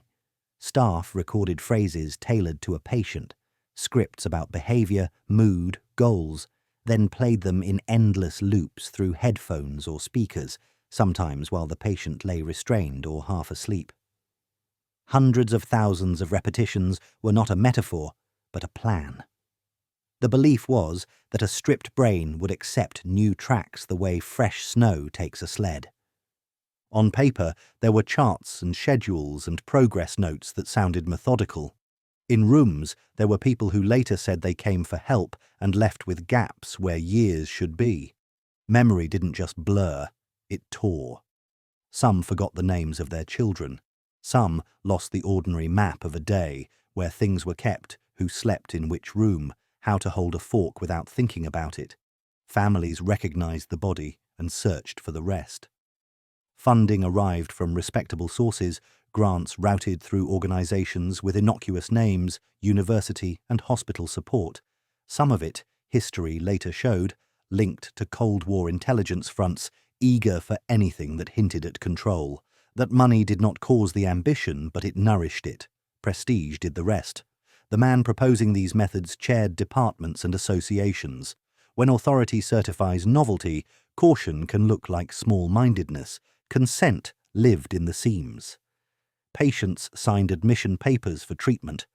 Few were presented with a candid description of weeks of induced sleep, extreme ECT schedules, or message loops that would speak into their heads until will and memory thinned. Families heard words like therapy and trusted the setting, a stone building on a hill, white coats, Latin on the letterhead. The gap between those words and what happened inside the rooms is the experiment's real subject. Defenders point to context. Mid-century psychiatry was bolder and rougher. ECT parameters were still being mapped. Desperation makes clinicians reach. But there is a difference between trying a treatment with informed adults and deciding to erase a mind to see if you can write a better one. Even if some patients showed short-term quieting of symptoms, the price was taken in memory, identity, and the right to refuse procedures presented as medicine. The reckoning took years. Lawsuits, government reviews, partial compensation. Archives coughed up letters and ledgers that made it difficult to pretend the project had been rumour or hyperbole. The lesson that survives is not just about one ambitious doctor. It's about how easily technique can outgrow ethics when the setting flatters the practitioner and the subject is sedated. Keep that picture of authority and vulnerability and trade the ward for a cell block. Follow that shadow north. In Montreal, at a respected hospital affiliated with a renowned university, a psychiatrist pursued a different path to the same promise. Remake the mind. His method wasn't a cocktail in a safe house, but de-patterning. Weeks of drugged sleep, massive electroshock, and taped messages looped for hours to overwrite thought itself. Stateville Penitentiary malaria trials. Mesh cages the size of shoeboxes hum on a steel cart. Inside, mosquitoes bred hungry. A guard unlocks a treatment room. A man in prison khakis rolls up his sleeve. He holds still while the insects feed, each tiny stab a ticket to fever. During the Second World War, with troops collapsing from malaria in the Pacific, physicians from a major university set up a research ward inside Illinois' Stateville Penitentiary. The brief sounded almost patriotic: help find better treatments and dosing schedules so soldiers wouldn't die far from home. Inmates were recruited as volunteers. The inducements were familiar: modest pay, time outside the tier, better medical attention, the hope that cooperation might help a future parole hearing. It was a deal framed as choice inside a place built to thin choices. The method was deliberate. Rather than rely on chance exposure, researchers infected men on schedule, often by letting lab-raised mosquitoes carrying Plasmodium vivax feed until welts rose. Then they watched the disease bloom. Chills like an electrical storm, fevers that drove the mind to the edge, sweats that left bed sheets heavy with salt. Blood smears were taken in serial runs to catch parasites at each stage. When the timing was right, drugs were introduced in carefully measured courses: quinine and its newer cousins, especially atabrine, alone, in combinations, at varying doses. Some regimens shortened fevers, others knocked parasites down, only to watch them surge again after the last pill. Failures were data, relapses were data, the men were line graphs in real time. On paper, consent existed. Forms were signed, briefings were given. In practice, the power gradient did as much work as any protocol. Prison is a world where small privileges are heavy currency, where a yes can buy a few hours under fluorescent lights instead of dim tear bulbs, and where volunteer sits beside uniforms and keys. The trials were not the sadism of a secret dungeon. Physicians rounded, nurses checked vitals, and many subjects later said they were proud to help. That makes the ethical hinge more, not less, important. Pride and pressure can coexist. Help for a cause can mask the scarcity of real alternatives. The results mattered. Dosing schedules improved. Some drugs proved useless at low levels and dangerous at high ones. Others showed promise against relapses that bled strength from men months after a fever broke. The findings fed manuals and wartime medical briefings. That utilitarian success is why the Stateville ward still shows up in histories of tropical medicine. But knowledge is not a solvent for context. A captive population was used because it was there, available at scale, compliant by design. Risks were not trivial. Malaria is not a mock illness, and while many recovered, the road between infection and cure could be hard, especially when a regimen failed and a fever returned just to see if a different schedule worked better. The boundary between therapeutic intent and human instrument blurred every time a man lay sweating through a night he didn't have to live. Stateville lingers because it refuses to sort cleanly into villainy or valor. It lives in the grey that ethics boards are meant to police now: urgent public interest, real potential for benefit, subjects whose ability to refuse is shaped by bars and consequences. If you grant that a person in a cell can consent, you must also admit that the weight on their pen is different than yours.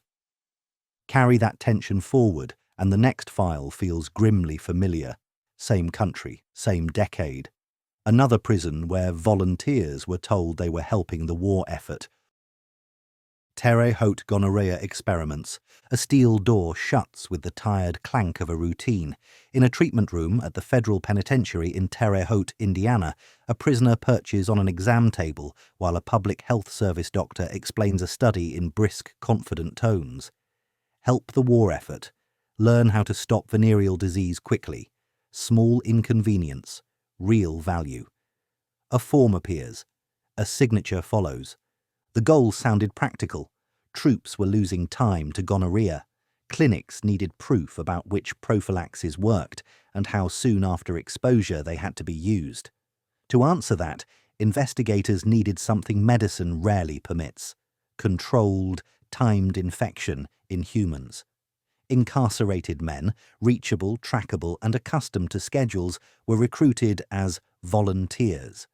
Payment and small privileges sweetened the pitch. As with most prison studies, refusal was theoretically possible. In practice, saying yes often felt like the only way to turn confinement into purpose. Transmission by design turned out to be trickier than the planners hoped.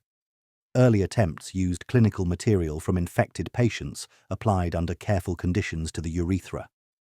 Swabs, measured intervals, follow-up cultures, the sort of choreography that looks reliable on a protocol sheet. Even so, many inoculations failed. Bacteria that spread easily during sex became surprisingly inconsistent when transferred in a lab's imitation of sex. To shore up the odds, the team experimented with techniques: abrasion versus no abrasion, different concentrations, timing tweaks. A few cases took. Many didn't. Uncertainty became the day's regular guest. Each unsuccessful inoculation put pressure on the entire premise. Without predictable infection, comparisons of preventives blurred.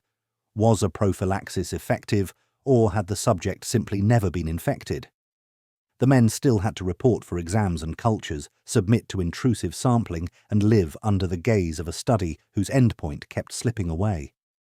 Their bodies became instruments that didn't always play on cue. The researchers kept turning the dials. On the consent line, the paperwork called the men volunteers. The setting supplied the rest of the context. A locked facility flattens choices. Money and time out of the block are meaningful when your world runs on scarcity. The doctor's authority, the patriotic framing, the suggestion of safer sex, lives after release, all of it stacked against a clean, pressure-free no. None of that makes the participants dupes. Some men later said they wanted to help. It does mean the word volunteer carries weight it doesn't carry in a college clinic. By the end of the terre haute work, the central lesson was awkward for the investigators. Laboratory inoculation of gonorrhea in men was unreliable. That scientific frustration didn't produce humility. It produced a pivot. If controlled infection couldn't be counted on in Indiana, perhaps a different setting, with fewer oversight constraints and more pliable subject pools, would allow harsher methods to standardize transmission. Within a couple of years, US-led teams in Guatemala would move from tentative swabbing to deliberate exposure by sexual contact, and, when that still proved messy, to abrasion and direct application of organisms, steps that tore through the ethical floorboards entirely. Terre haute sits uncomfortably in the history of human experimentation because it is neither cartoonish villainy nor defensible care. It lives in that grey where urgent public health justifies making incarcerated men instruments in a problem the state wanted solved, and where a failed method became the excuse to try again, somewhere the subjects were even less able to refuse. It demonstrates how research hunger can eat away at the boundaries that keep people from being turned into fixtures in somebody else's lab. Hold that thought, the way a captive body becomes raw material for other people's ideas. Now reverse the timeline and cross the country to a prison yard in California in the early 20th century, where a surgeon pursued rejuvenation by grafting tissue from animals and executed men into living inmates. That wasn't a failed prophylaxis study. It was pseudoscience with a scalpel. San Quentin testicular transplants. At California's San Quentin State Prison, the hospital sat up the hill from the yard. White tile, steel basins, a window that faced the bay. The chief surgeon, Leo Stanley, believed two things with a zeal that fit his era. Crime had a biological root, and masculinity could be tuned like a gland. If you could adjust the testes, the organ he treated as a throttle for character, you might repair the man. He wasn't alone in the wider culture. The 1920s were drunk on rejuvenation schemes, gland extracts, ultraviolet lamps, miracle diets, even European surgeons who claimed to restore vigour with slivers of monkey testis. Stanley gave the American version its prison laboratory. Over decades as San Quentin's surgeon, he performed thousands of procedures, vasectomies under the banner of eugenics, and, most notoriously, testicular grafts using tissue from animals or from the bodies of executed prisoners. The choreography was brisk. On execution days, orderlies carried a pan from the death chamber to surgery within minutes. Tissue was trimmed, rinsed, sutured into a slit in the scrotum of a living inmate, or minced and injected into muscle as a glandular preparation. On other days, the donor was a goat, a ram, a boar, whatever the farm or supplier could provide. Stanley kept notes on weight gain, mood, pep, and a category he called moral improvement. The charts looked scientific because numbers sat in the cells. The conclusions were pre-written by belief. What did the body do with a piece of foreign testis? Mostly, it dissolved it. Tiny grafts die without a blood supply. Injected emulsions disperse and are scavenged by immune cells. A short burst of placebo buoyancy, attention from staff, the story of being renewed, relief at a fresh start, could masquerade as endocrine effect. Infections were not theoretical, neither were scars or pain. When grafts came from executed men, a séance quality crept into the write-ups, virility as a transferable essence, a condemned man's strength stitched into the living. Consent was the hinge Stanley leaned on, and prison life supplied the pressure.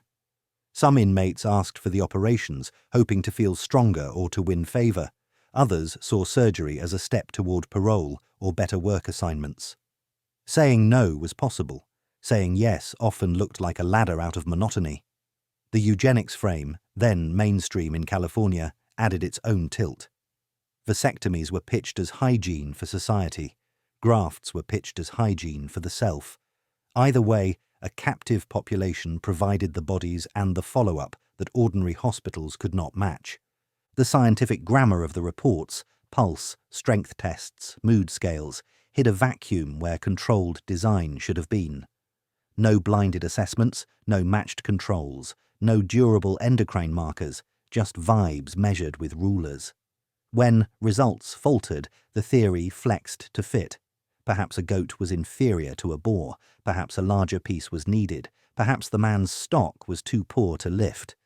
Belief insulated the method from falsification.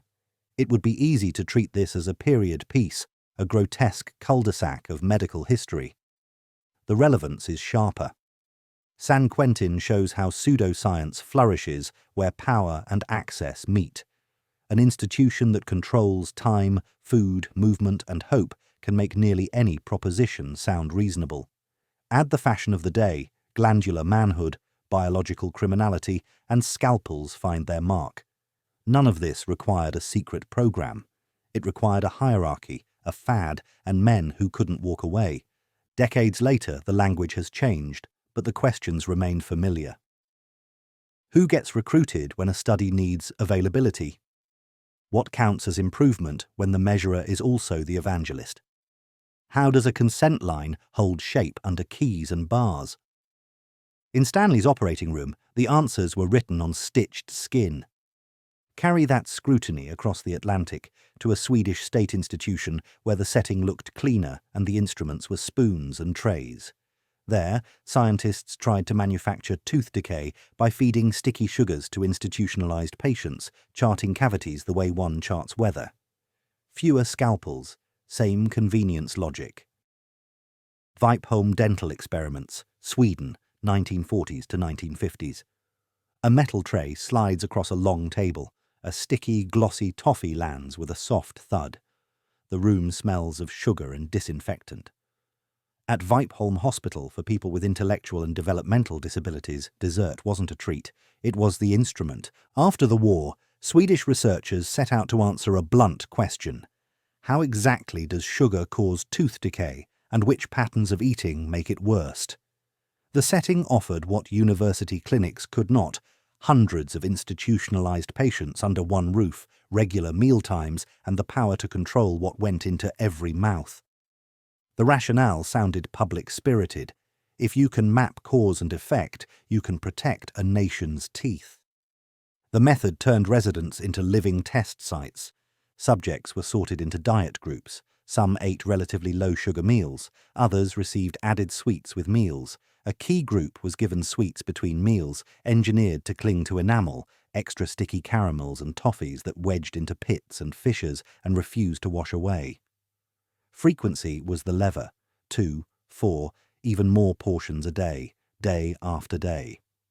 Dental hygiene wasn't improved to offset the onslaught. In some stretches it was kept ordinary so that sugar could do its work unopposed. Dentists charted every new lesion like cartographers, small chalky spots turning brown, then soft, then cavities that caught food and air and pain. The results were as dramatic as the design intended. Sweets with meals raised decay modestly. Sticky sweets between meals sent caries rates into a steep climb. Toffee was worst of all. Its glue-like hold extended acid attacks far beyond the last bite. Another pattern emerged that still sits in textbooks. Frequency matters more than total amount. A single sugary dessert at dinner did less harm than smaller, repeated exposures that bathed teeth in acid again and again. For science, those graphs were clean. For the people in the chairs, the experience was pulps exposed, extractions, and the dull ache that turns chewing into calculation. Consent, the hinge of ethical research, was largely absent. Many residents could not understand the protocols or refuse participation. Guardians were often distant from day-to-day decisions. The hospital's authority stood in for permission. Convenience became design. The very vulnerabilities that made Vipeholm ideal for controlled diets, dependence, routine, lack of exit, made it indefensible to use residents as test beds for manufactured harm. Industry money moved through the project too. Food and sugar interests, eager to know whether timing could save their product's reputation, supported parts of the work. That didn't falsify the findings, but it bent the frame. A study designed to show that when you eat sweets, matters could be brandished as advice, not between meals, while the people who paid the price could not raise a hand to ask why they were chosen. The papers that followed adopted an administrative tone: caries increments per subject per year, lesion distribution by tooth surface. Numbers can be a kind of anesthesia. Defenders point to the era. Caries were rampant, fluoride wasn't yet standard, population-level guidance was missing. But necessity is not a permit to manufacture disease in people who cannot consent. You do not prove a point about acid by turning a ward into a slow-motion injury and calling it observation. The knowledge Vipeholm produced, sticky sweets between meals, are especially destructive. Frequency is key. Could have been approached with honest recruitment among consenting adults, careful modelling, and animal and in vitro work that does not put pain directly into a mouth that can't say no. What lingers is the ordinariness. No exotic devices, no dramatic surgeries, just trays, spoons and schedules, repeated until enamel failed on cue. It's a reminder that unethical research doesn't always look like a secret lab. Sometimes it looks like a dining hall where dessert is policy. Carry that lesson forward and you arrive at a different kind of extraction, not sugar from a bag, but living tissue from a woman who never signed a research form. Her cells didn't just survive, they refused to die, dividing into a line that circled the world and reshaped biology. Henrietta Lacson, H-E-L-A. A young mother walks into Johns Hopkins Hospital in Baltimore complaining of a hard knot inside. A biopsy is taken from her cervix, 2 slivers, one for diagnosis, one for a research lab across the hall. The pathology comes back fast. An aggressive carcinoma. Treatment begins. In another room, a technician lowers the second sliver into warm medium, labels the tube with the first 2 letters of her first and last names, Henrietta Lacks, and carries life she will never see to a rack of glass flasks. Human cells had a habit of dying after a few doublings. These did not. They gripped glass like ivy and split again and again, indifferent to the calendar. George Gay, the lab chief, watched the culture thicken and realized what he had. An immortal line didn't just make research easier, it changed the scale. Suddenly, you could ship living human cells by the crate to any lab with an incubator. You could run toxicity screens, test viruses, standardize protocols. A single woman's tissue became the backbone for experiments that would have been impossible at cottage scale. The ripple was immediate. HeLa helped prove Jonas Salk's polio vaccine before nationwide rollout. It trained generations of virologists and oncologists. It rode rockets to test what radiation and microgravity do to dividing human cells. It made dose-response curves crisp and let entire fields, cell biology, molecular genetics, modern cancer research, skip years of improvisation. If you've seen a fluorescent micrograph of a human chromosome, there's a good chance HeLa made it possible. The cost was invisible to the people closest to the source. Henrietta Lacks died in 1951, buried in an unmarked grave in Clover, Virginia. Her husband and children did not know what a lab had done with her cells. They did not even know such a thing could be done. Meanwhile, vials and frozen ampules moved through a growing marketplace of culture collections and private suppliers. The name HeLa was supposed to protect anonymity. It became a brand. Ethically, the wound is twofold. First, no informed consent for research use, standard for the time, indefensible in hindsight. Second, a commercial ecosystem flourished around a resource taken from a black woman treated in a segregated hospital whose family remained poor for decades. The dissonance is hard to miss. Scientific wealth stacked on a household that once could not afford health insurance. Even researchers who never made a dollar from HeLa stood on a scaffold built from that original, unasked-for gift. There were complications inside the miracle. In the 1960s, geneticist Stanley Gartler showed that HeLa cells had contaminated dozens of other human lines. HeLa's ferocious growth had crept across lab benches and mislabeled freezers, warping results until researchers developed stricter identity checks. In 2013, when a group posted HeLa genome data online, the family objected. A new agreement gave relatives a say in how sequence data would be shared. More recently, lawsuits forced companies to confront the ethics of profiting from a line derived without permission. None of that rewrites the origin. It does mark a slow, overdue change in how institutions talk about tissue, privacy, and respect. The moral isn't to burn the lab books. HeLa enabled discoveries, saved and improved millions of lives. The lesson is that benefit does not erase origin. Consent is not a ceremonial detail. It's the thing that keeps help from becoming harvest. Today, clinical forms spell out secondary use of specimens, IRBS police storage and identifiers. Journals demand provenance. Those are scaffolds built because a family had to learn from a reporter that their mother's cells were everywhere. Keep one question in view as we leave the incubator. Once tissue leaves a body, who owns it? If a surgeon removes your spleen to treat leukemia and later turns cells from it into a profitable line, does any of that value belong to you? John Moore versus Regents of the University of California, 1990. A man flies to Los Angeles for follow-up appointments that never seem to end, blood draws, aspirates. Just to check your counts, the doctor says. Years earlier, surgeons removed his spleen to treat a rare leukemia. He signs routine forms and keeps showing up because the man in the white coat sounds certain, and because the alternative is fear. What John Moore doesn't know is that his cells are doing remarkable things in a dish. His T lymphocytes produce unusual proteins in unusual amounts. In a research lab, flasks labelled with his initials begin to look like a business plan. A patent application is drafted. A cell line, eventually known simply as Mo, is claimed as an invention. Contracts are signed with biotech partners. Stock options and consulting fees appear on the physician's side of the ledger. None of that appears in the conversations across the exam table. Moore keeps travelling for medically necessary samples long after his treatment should have stabilised. He later learns that necessity had a twin motive: feed the line that carries his biology forward. When the scale of it reaches him, patents, licensing, projected earnings he'll never see, he sues. The complaint reads like a challenge to the future. If tissue taken from my body becomes valuable, am I part owner, or does my body turn to trash the moment a scalpel crosses the skin? The case climbs to the California Supreme Court. Moore's lawyers argue conversion. a classic property tort. You took my property, transformed it, profited, return the value. The university and the physician answer with a mix of law and policy.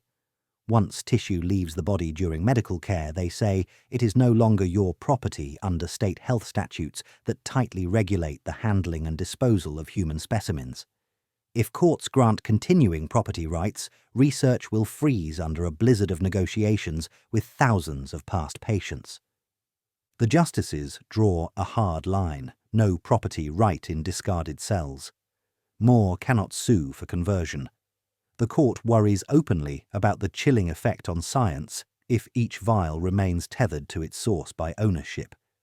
But the opinion is not a blank check. On a parallel track, the court recognizes that doctors are fiduciaries.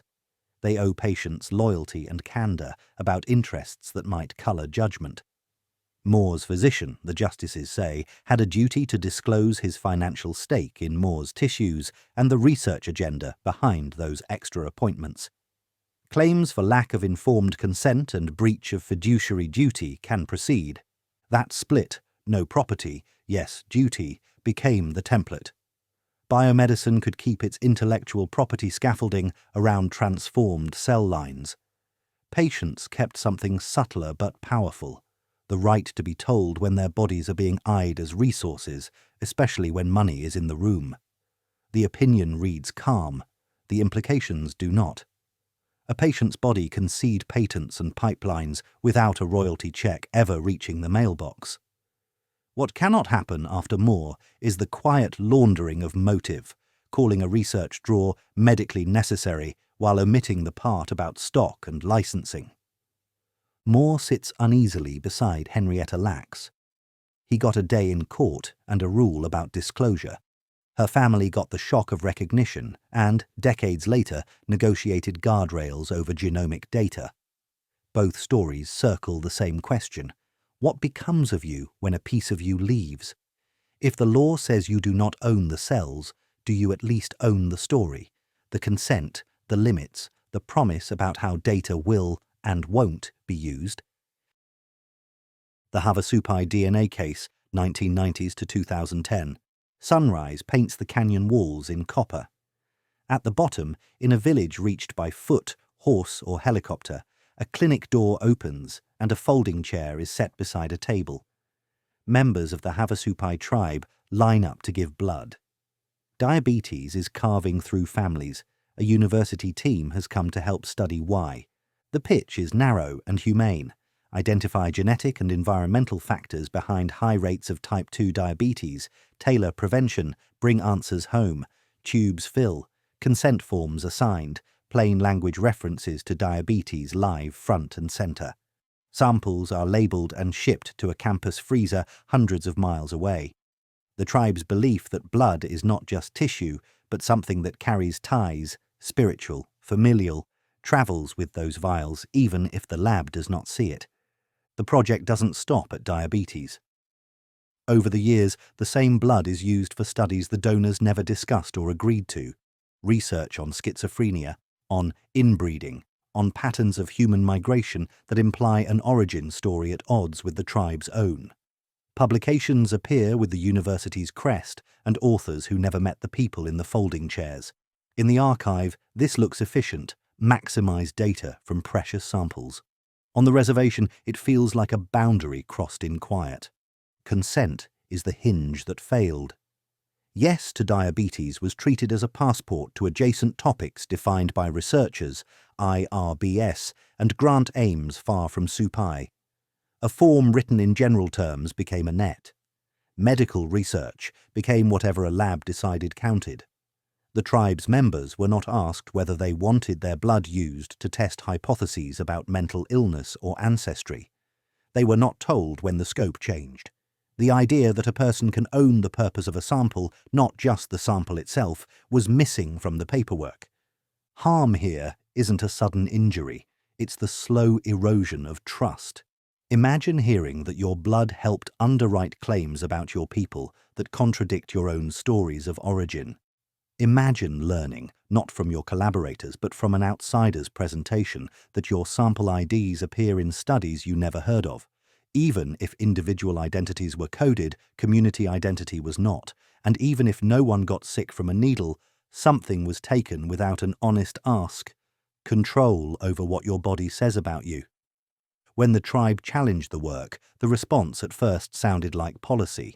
The forms were broad enough, the researchers argued, the benefits to science were real, the samples had been de-identified, no one was singled out. That's the grammar of many ethics defences: legality, utility, anonymity. It misses the category error. Communities, not just individuals, can be wronged by research. Consent isn't infinite because a checkbox left room for it. Broad is not the same as informed. The case escalated. After years of confrontation, in meetings, in news stories, in courtrooms, the university settled. Money changed hands. More importantly, the samples were returned and restrictions were placed on any further use. Policies moved too. Secondary use of biospecimens shifted toward clearer, specific consent. Some institutions began offering truly informed options: study-by-study permission, or narrow consent, bounded to a disease, or community-level agreements that recognize sovereignty. The Havasupai case became a parable in bioethics courses because it names the thing many protocols glide past. Purpose matters. People will share pieces of themselves when they know what those pieces will be used to say. Expand the purpose without a new conversation, and you turn partnership into extraction, even if you never sell a vial or publish a name. Hold that frame as we leave the canyon and land in a northern Nigerian city in 1996. An epidemic is ripping through children. A pharmaceutical team sets up in a hospital courtyard with an experimental antibiotic and a plan to compare it, under outbreak pressure, against another treatment arm. Consent, design, documentation, all are contested later in court. The companies defend urgency and method. Families describe chaos and loss. Pfizer's Trovan trial, Nigeria, 1996. Kano, northern Nigeria. An epidemic tears through the pediatric ward. Bacterial meningitis, the kind that steals hours, not days. Aid workers from Médecins Sans Frontières hang IV lines and push standard antibiotics. In a nearby room, a corporate team erects a parallel clinic with a different goal: test an experimental antibiotic, trovafloxacin, brand name Trovan, against the hospital's go-to drug, ceftriaxone. Parents sign what they're handed in a crisis. The clock is already running. Wikipedia. The design sounds simple. 200 children. Roughly half receive Trovan, half receive ceftriaxone, then compare survival and recovery. What happened next is the controversy that never really ended. 11 children died, 5 in the Trovan arm, 6 in the ceftriaxone arm, numbers that Pfizer said reflected the ferocity of the outbreak, not the drugs. For families who buried a child, statistics were an indecent language. PMC method details became the battlefield. Critics alleged the comparator was underdosed. Instead of the higher regimens used by many clinicians, the team reportedly used approximately 33 milligrams per kilogram of ceftriaxone after an initial 100 milligrams per kilogram shot. Too low, said opponents, tilting the field toward Trovan. Pfizer countered that painful intramuscular injections required dose adjustments and that even the reduced dosing far exceeded what was needed to kill meningococcus. On paper, both sides cite studies. In hospital corridors, parents remember only that their child got the new one or the injection. Wikipedia, cdn.pfizer.com, PMC. Consent and approval are where the ethics floor gave way. A Nigerian government inquiry later called the study an illegal trial of an unregistered drug. The local ethics letter offered as authorization was found to be backdated. In some accounts, the committee named on the letter didn't exist when the trial began. Families said they were never told they were in a trial and that standard therapy was available from MSF in the same hospital. Even if every death had matched the background mortality of the epidemic, the method of enrollment would still stain the result. PMC Wikipedia Doctors Without Borders. The aftermath sprawled across years and borders. Lawsuits in Nigeria and the United States battled over jurisdiction and evidence. A US appeals court eventually allowed claims under the Alien Tort Statute to proceed. In 2009, Pfizer reached a settlement with Kano State reportedly worth $75 million. Individual family compensations followed, paid from a DNA-verified fund. For people who never wanted their child to be part of an experiment, money felt like a ledger entry written after the fact. Wikipedia Doctors Without Borders, The Guardian. Context matters without excusing. Epidemics force triage under tents and flickering bulbs, but urgency does not nullify the basics. Tell parents exactly what is being tested, offer the real standard of care as a true alternative, and document consent under conditions that don't confuse desperation with permission. When those steps are skipped or blurred, the consequences travel far beyond a single ward. In the years after Kano, vaccine teams met doors slammed in their faces, rumours about Western medicine found easy purchase, and public health programs paid a trust tax they hadn't earned but still had to settle. WIRED. There's a quieter scientific footnote. Trovan never became a paediatric staple. Safety concerns, especially liver toxicity, limited its future. The trial's legacy, then, isn't a better drug in children. It's a case study in how not to run research during disaster, a reminder that context without consent is just convenience wearing a lab coat. Wikipedia. Hold on to the shape of that failure. Opaque briefings, fragile subjects, a room that looks like care but runs like a trial, and shift to London in 2006. 6 healthy men take seats in a private clinic, roll up their sleeves for a first-in-human dose of a monoclonal antibody, and within minutes their bodies light the fuse to a storm no one in the room can stop. TGN1412 Cytokine Storm, UK, 2006. London, a private Phase 1 unit tucked inside Northwick Park Hospital. 8 healthy men sign in for an early morning dose. Vitals clean. Consent forms initialed. Tea, toast, a baseline blood draw. On the tray, a monoclonal antibody with a hopeful future, an immune tune-up that might help leukemia and autoimmune disease. Codename TGN1412. It targets CD28, a switch on T cells. In animals, the drug looked calm. No fireworks in toxicology, no organ collapse, no hint of catastrophe. The logic for humans followed the standard arc of the time: scale a safe starting dose from non-human primates, watch closely, and step up if the room stays quiet. It did not stay quiet. Infusions begin within a tight window. 6 men receive active drug, 2 get placebo. Minutes stretch. A wave rises. First come headaches and a woolly heat under the skin. Then rigors, a bolt of pain in joints, waves of nausea. Blood pressure slips, faces swell. Nurses move from bay to bay and realise it's not one bad reaction. It's a pattern. Oxygen masks appear. A crash team rolls in from the hospital proper. One volunteer can't stop shaking. Another's pulse races while his pressure continues to fall. Fever climbs as if someone has turned a dial too far to the right. The phrase cytokine storm leaves textbooks and walks into the ward. TGN1412, designed to give T cells a helpful nudge, has slammed the accelerator. Immune signals pour into the bloodstream: TNF, IL-6, the whole alphabet soup that tells vessels to leak, organs to swell, and clotting to misbehave. Lungs fog, kidneys falter, livers sulk. The 6 active drug volunteers are moved to intensive care in hours. The 2 on placebo sit bewildered, watching the room turn into a lesson they're grateful not to be part of.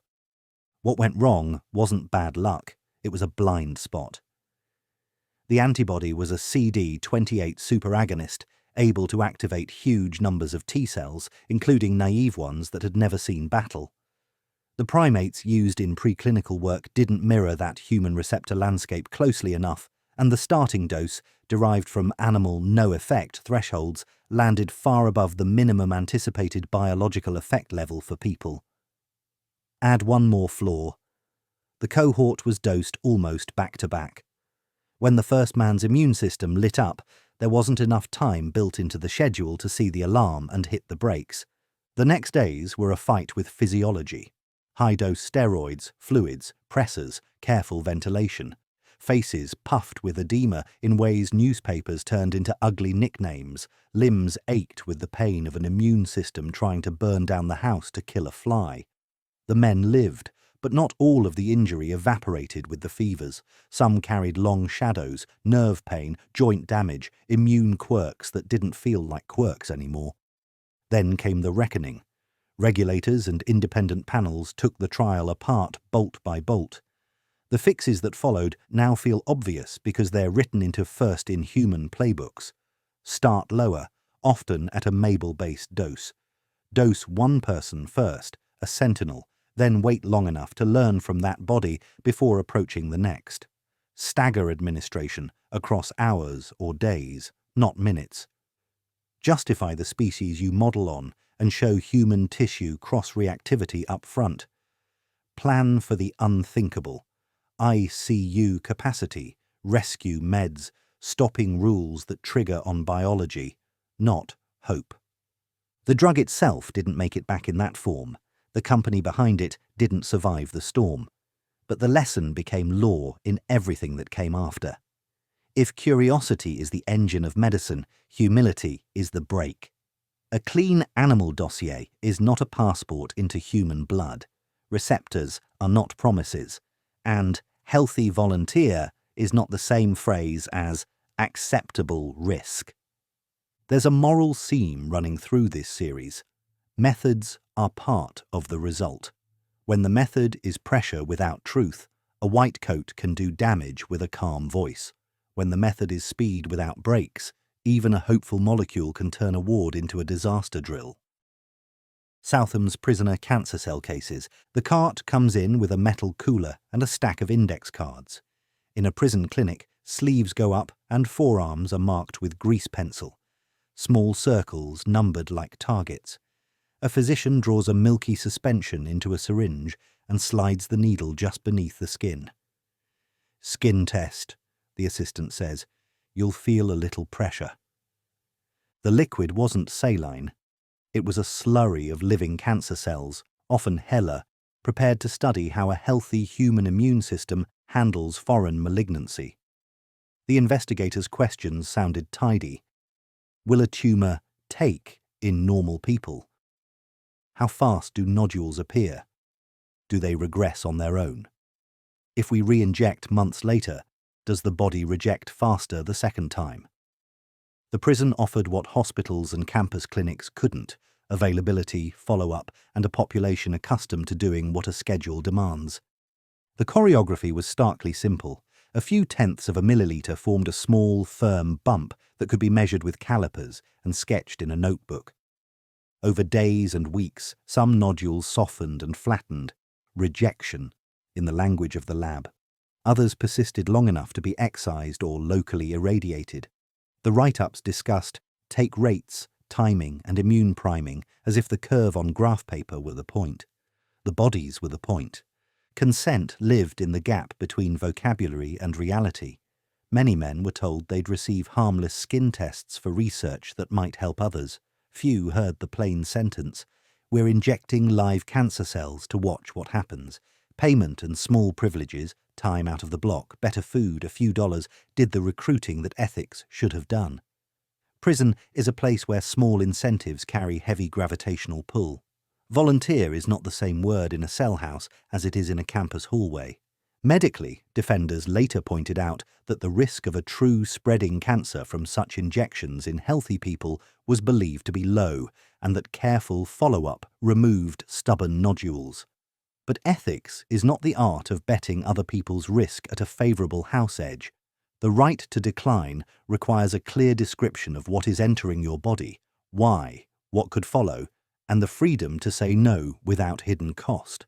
None of that is satisfied by a euphemism pinned to a consent line.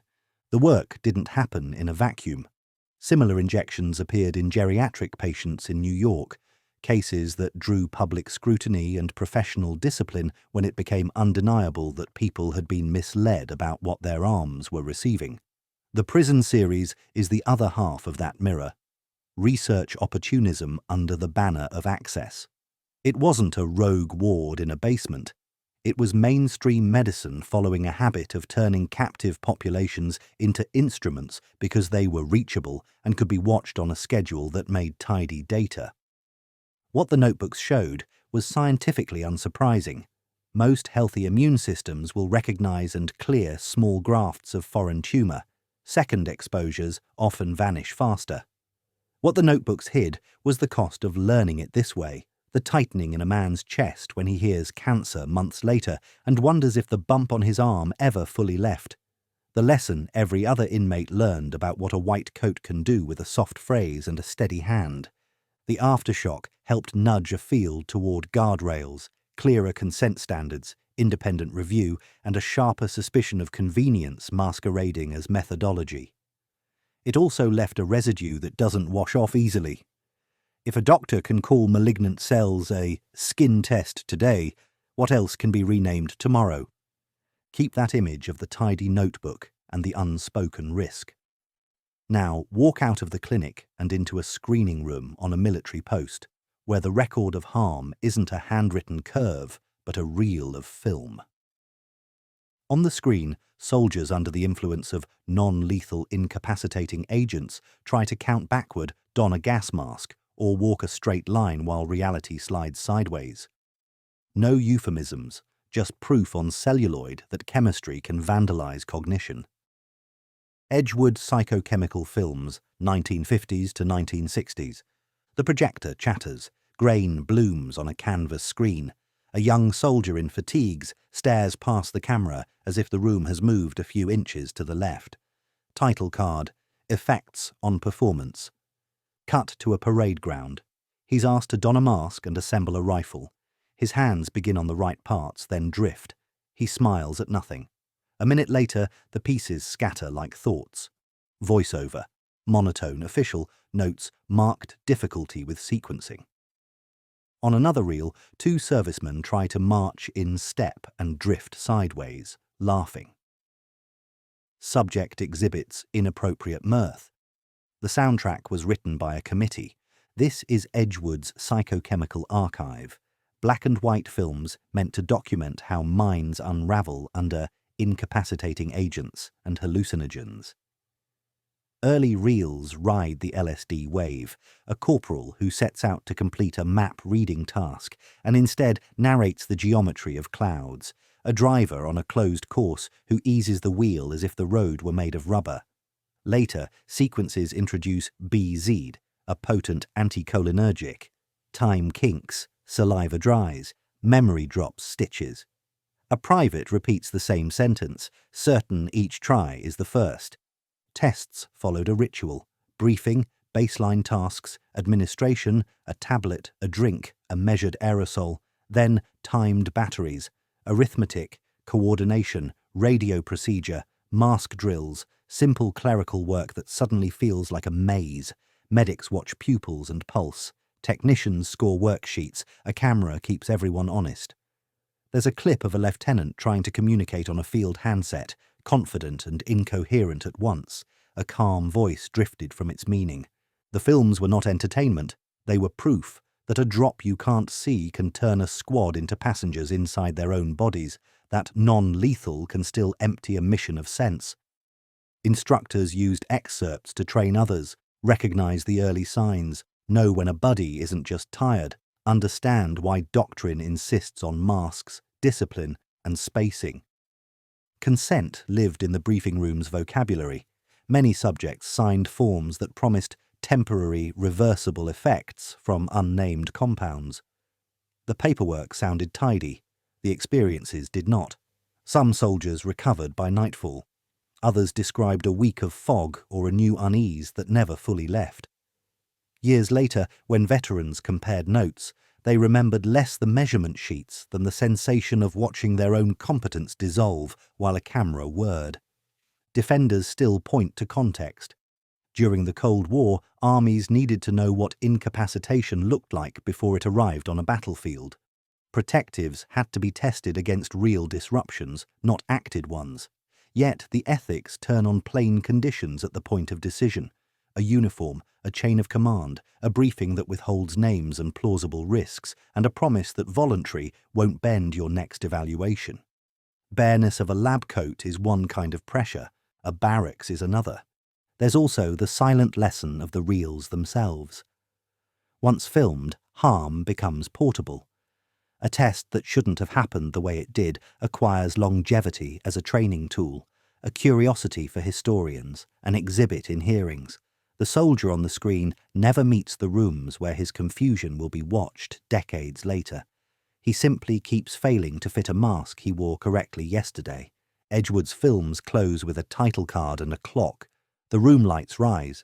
What they leave behind is not only a record of chemistry vandalizing cognition, but a template, orderly procedures wrapped around opacity, performance scored as if the subject were a malfunctioning instrument. Switch countries and accents, and the design feels familiar. Across the Atlantic, Britain ran its own long program of human factors work, nerve agents in controlled doses, protectives, drills, and the same administrative calm that turns danger into paperwork. Beyond the single tragic death of an airman, the portfolio was broad, routine, and recorded with the same clinical neatness. Porton Down Human Factors. A notice on a barracks board promises clean quarters, short duty, and a sense of helping the services. A lorry takes the volunteers past hedgerows to a fenced compound in Wiltshire. The sign says nothing about nerve agents. Inside, Porton Down looks like any government lab. Clipboards, white-tiled rooms, respirators hanging like spare faces. The British programme called much of it human factors, how real bodies perform under threat and protection.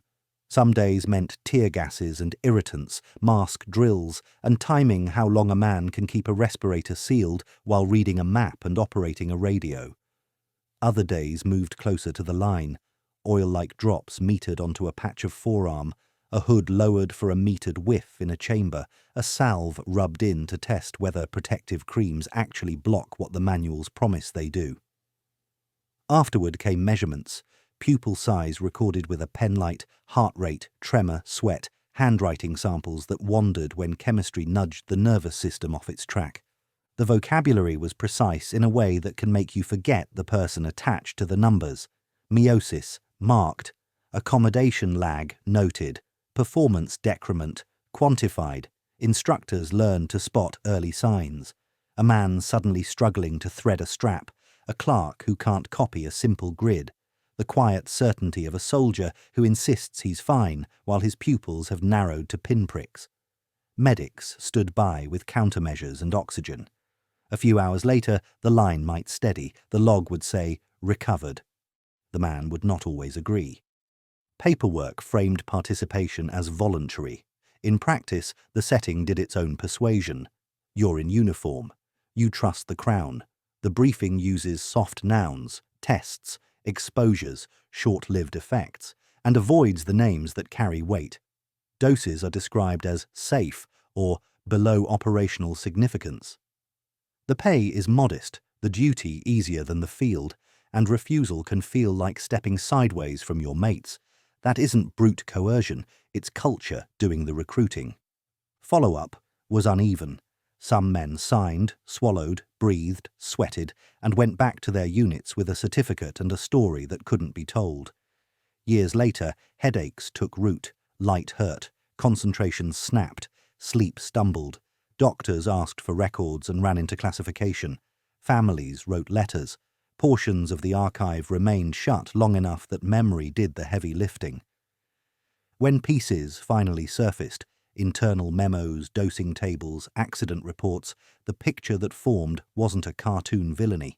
It was a bureaucracy that treated risk like arithmetic and soldiers like durable instruments. Context is real. The Cold War wasn't a seminar. Britain needed to know what agents might do, which masks worked, which creams actually shielded skin, and how quickly a section would lose the thread if the air went wrong. But necessity does not license opacity. If a subject can't be told the name of the agent, the plausible risks, the criteria for stopping, and the way out that won't shadow his career, the signature beneath the briefing carries less freedom than it looks. There's another lesson tucked in the routine. Films and charts can make disruption look tidy. Grids filled, tasks scored, symptoms listed like weather. But the thing being measured isn't just chemistry on tissue, it's what people will agree to under a flag and a good explanation. That human factor rarely makes the title card.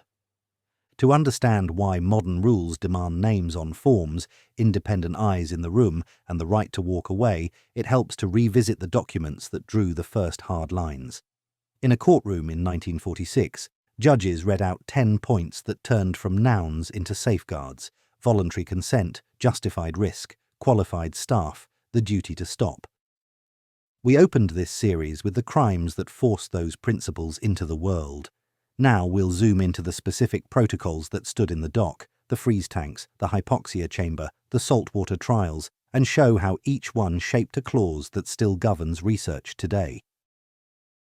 Doctors' trial case files open the binder and the crimes turn into procedures, cold immersion. At Dachau, metal tubs were filled with water hovering near zero. Prisoners were lowered in, sometimes clothed, sometimes naked, while physicians timed the slide from shivering to stupor. Rectal thermometers traced the descent degree by degree. An ECG needle jittered across paper. Rewarming trials followed. Lamps, hot baths, body-to-body contact, each method ranked while the subject's lips went slate. The courtroom later tied this directly to the code's spine. No voluntary consent, no acceptable risk-benefit, unnecessary suffering in service of military convenience. High-altitude decompression. A pressure chamber mimicked a bomber with a ruptured cockpit. Needles of light seemed to pierce the skull. Convulsions snapped wrists against restraints. Some subjects were taken far beyond survivable altitudes to see when consciousness failed, when death came, whether rapid descent could reverse the decline. The aim on the chart, aircrew safety, collapsed under a single question from the bench. Which of these men could refuse? Seawater potability. A set at Dachau carried the name of a naval physician who insisted brine might be treated into drink. For days, groups received only doctored seawater. Others were deprived entirely as controls. Lips cracked, delirium crept in, and urine darkened to tea. When the prosecution read the weight loss curves aloud, they sounded like bookkeeping for thirst. The code's clause against experiments where death or disabling injury is likely was born in part from this page. Sulfonamide and wound infection. At Ravensbrück, women were cut deliberately, the gashes seeded with bacteria and dirt. Glass or wood splinters were sometimes pushed in to simulate battlefield trauma. Then came injections, sulfur drugs in varying schedules, doses, combinations, followed by debridements that reopened what had barely begun to knit. Photographs of legs swollen like tree trunks sat beside tables of white cell counts. Therapeutic intent was the fig leaf. Coercion and cruelty were the branch and root. Out of that came the requirement to base human trials on prior animal work and to avoid needless pain. Bone, muscle, nerve regeneration. Also at Ravensbrück, surgeons excised segments of bone and nerve to observe repair. The women could not walk. Some could no longer feel their own feet. The defense leaned on scientific interest. The judges answered with the code's demand that the importance of the problem justify the risk and that the problem be real, not manufactured. Malaria inoculation. In Dachau's infirmary, an older physician, famous before the war, let infected mosquitoes feed on prisoners' forearms or injected blood from febrile patients. Fevers rose to delirium, then drugs were tested in rotating regimens. The courtroom's point wasn't that malaria research is inherently immoral, it was that captives cannot be the default reservoir for answers simply because they are close at hand. Across cases ran a common grammar, charts without signatures of consent, controls, who were people denied remedies on purpose, endpoints that included death as a planned observation. When the judges crafted the Nuremberg Code, the 10 points weren't academic. They were the mirror image of what these binders contained. Voluntary consent as a first principle. Questions must matter to society. Prior knowledge, animal studies, existing data before human exposure. Avoidance of unnecessary suffering, risk proportionate to importance. Proper facilities and qualified staff. Freedom for the subject to end participation. Duty for the investigator to terminate when danger rises. The defense tried to hide inside utility. Pilots saved, soldiers protected, medicine advanced. The bench insisted that method and aim are inseparable. A result obtained by violating personhood corrodes the field that claims it. That is why the code reads like hard stop signs, not suggestions. Close the binder. Keep the shape of what you just saw. A lab coat used as camouflage for ideology, tidy records wrapped around torment, and a state that certified it as science. Now, step from Europe to Japan in 1945 into a university hospital where downed airmen were wheeled into operating theatres, not to be healed, but to be opened, lungs inspected while still moving, organs handled like specimens taken from the living. Next, Kyushu University vivisections. Kyushu University vivisections, 1945. Sirens fade, the all-clear returns, and a stretcher squeaks down a corridor at Kyushu Imperial University's medical school in Fukuoka. The man on it is an American airman pulled from a downed bomber. He's wounded, dehydrated, and a prisoner of war. In a teaching theatre crowded with white coats, he becomes something else, a case. What followed is described in post-war testimony with the dry diction of operating notes and the chill of eyewitness memory. Captured airmen, several in all, were brought into surgical suites and opened while still alive. Chests were split to inspect lungs, sections of liver were excised, parts of the brain were exposed. One procedure reportedly infused seawater into vessels to test it as a substitute for blood, a notion born of shortages and desperation and kept alive by the kind of reasoning that mistakes novelty for necessity. The line between demonstration and experiment blurred until it vanished. Anesthesia appears in some accounts, but not as mercy, more as a way to keep subjects still for teaching and measurement. The point was not to heal. These were not surgeries designed to return a patient to a ward. The incisions were the end point. When a lesson ended, so did the person. Nothing about the rooms looked monstrous at a glance. Enamel basins, clamps, tidy trays, a blackboard for notes. That's the part that is hardest to read. Ordinary instruments turned into tools for killing because the people holding them believed war had turned captives into material. The language that carried it, observe, compare, determine, was the same vocabulary students hear on their first day in a lab.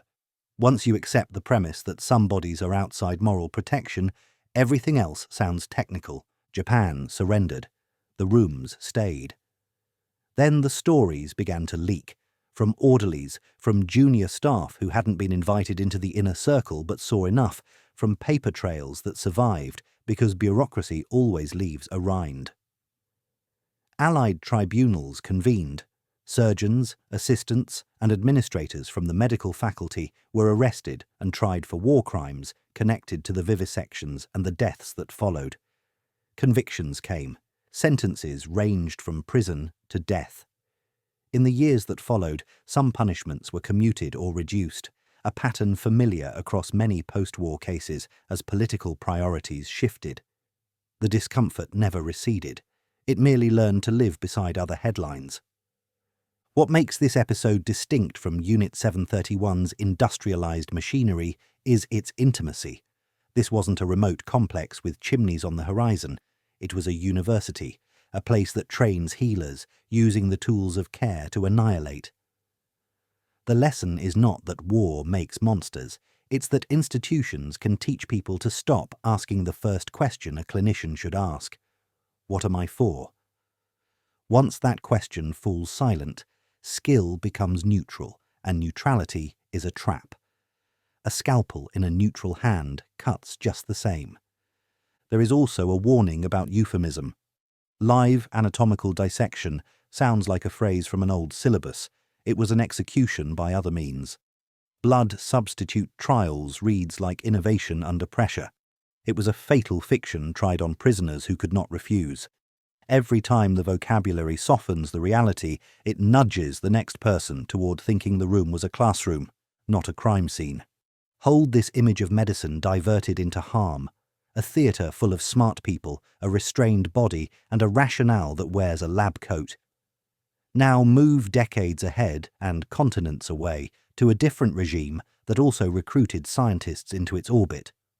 The goal there wasn't to teach students or test transfusions. It was to build a program, a clandestine suite of chemical and biological tools for intimidation, assassination, and crowd control under apartheid. Files were burned. A few testimonies survived. The nickname that stuck was Dr. Death. Project Coast, South Africa, 1980s to 1990s. A gate swings open on a low, anonymous campus outside Pretoria. Inside, fluorescent halls hum with the sounds of any modern lab. Centrifuges, fume hoods, a safety shower nobody plans to pull. The letterhead is deliberately dull. The work is not. Under apartheid, a physician named Ruta Basson helped assemble a network of front companies and research units that the state called defensive science. The portfolio was wider than filters and masks. The program's spine ran through blandly named firms, contract labs that kept procurement off the front page.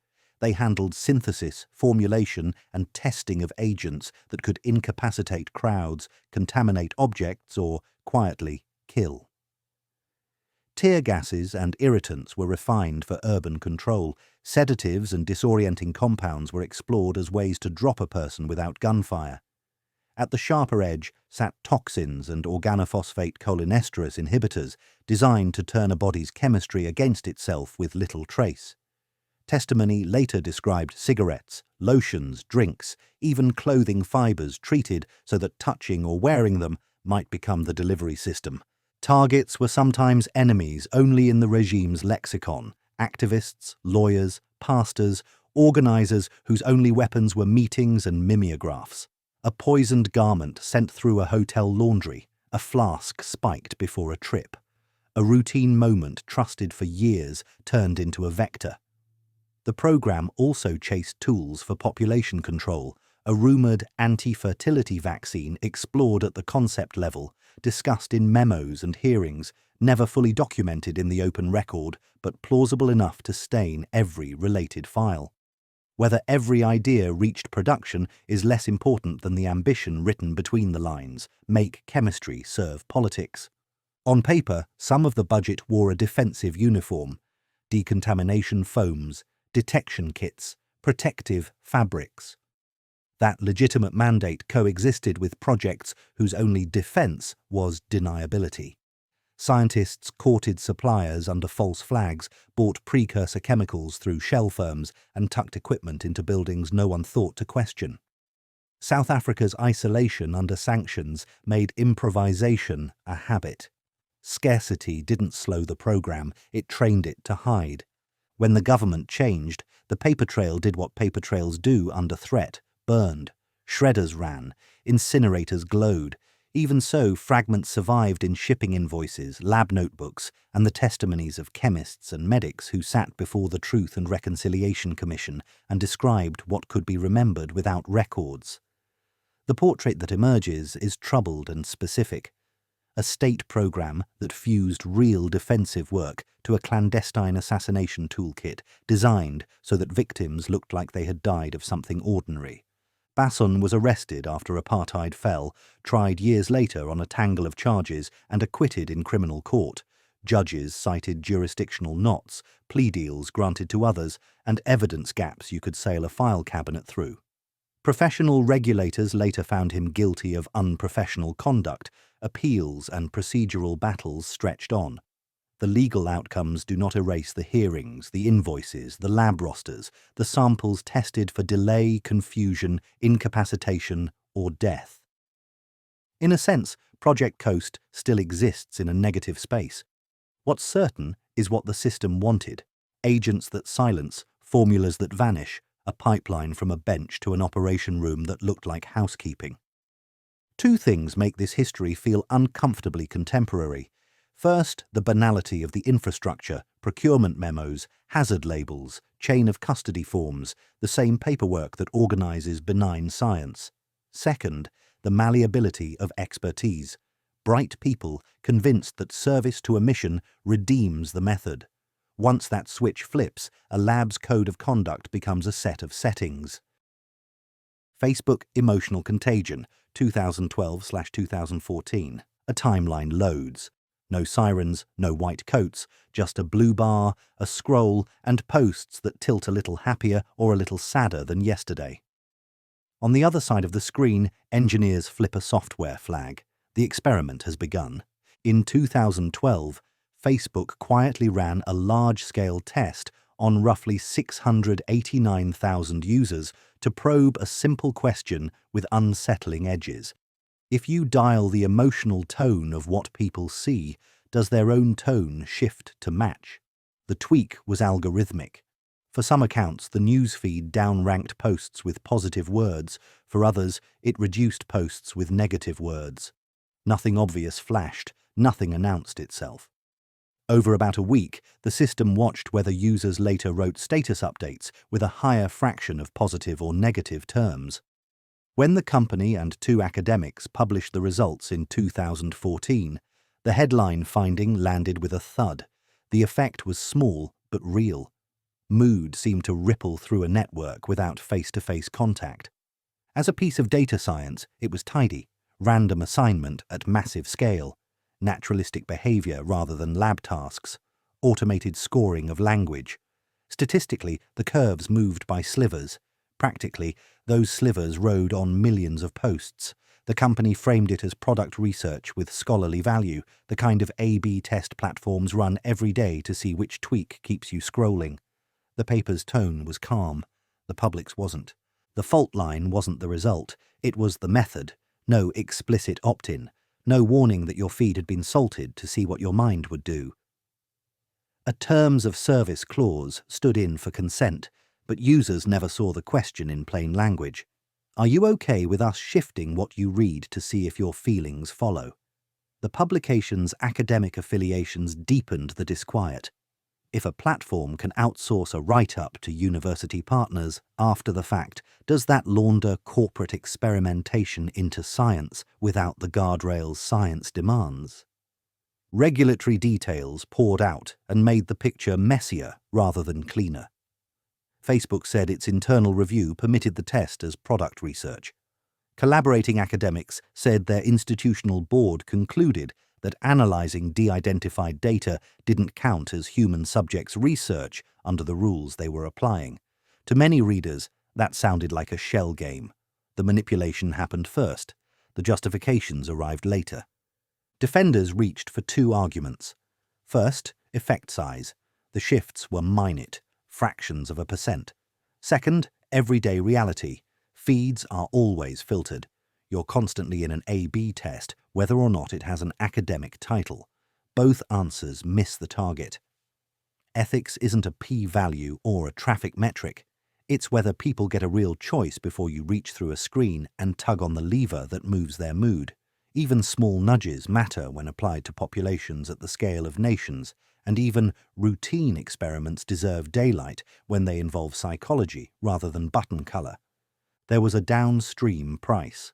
The incident fed a broader skepticism toward platforms tinkering with behavior under the banner of engagement. When a public health agency later asked citizens to trust a message delivered via social feeds, part of the audience heard an echo of this study and tightened their grip on doubt. If you'll edit my emotions for research, what else will you edit for revenue or politics? The lesson is not that platforms must stop testing. It's that consent and purpose must be legible. If you want to do human subjects research, say so in words a non-specialist would recognize, offer a way to decline without penalty, and invite independent oversight rather than retrofitting it after publication. If you insist on framing it as product tuning, don't publish the result as psychology. A coder from the same era drove the point home with blunt honesty. In 2014, a different company's co-founder posted an essay titled "We Experiment on Human Beings," and then described exactly how they had manipulated users to measure behavior, sometimes by faking compatibility scores to see whether attraction would overpower data. No euphemism, no secrecy. Just a shrug that said, experimentation is the cost of using the service. That candor didn't solve the consent problem, it exposed it. OkCupid. We Experiment on Human Beings, 2014. A blog post goes live with a headline that isn't coy. We experiment on human beings.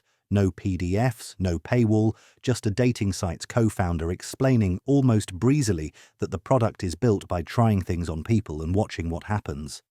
The most notorious trial was a match score switch. OkCupid's engine might rate two users a 30% fit, but the interface told them 90%, and sometimes the reverse.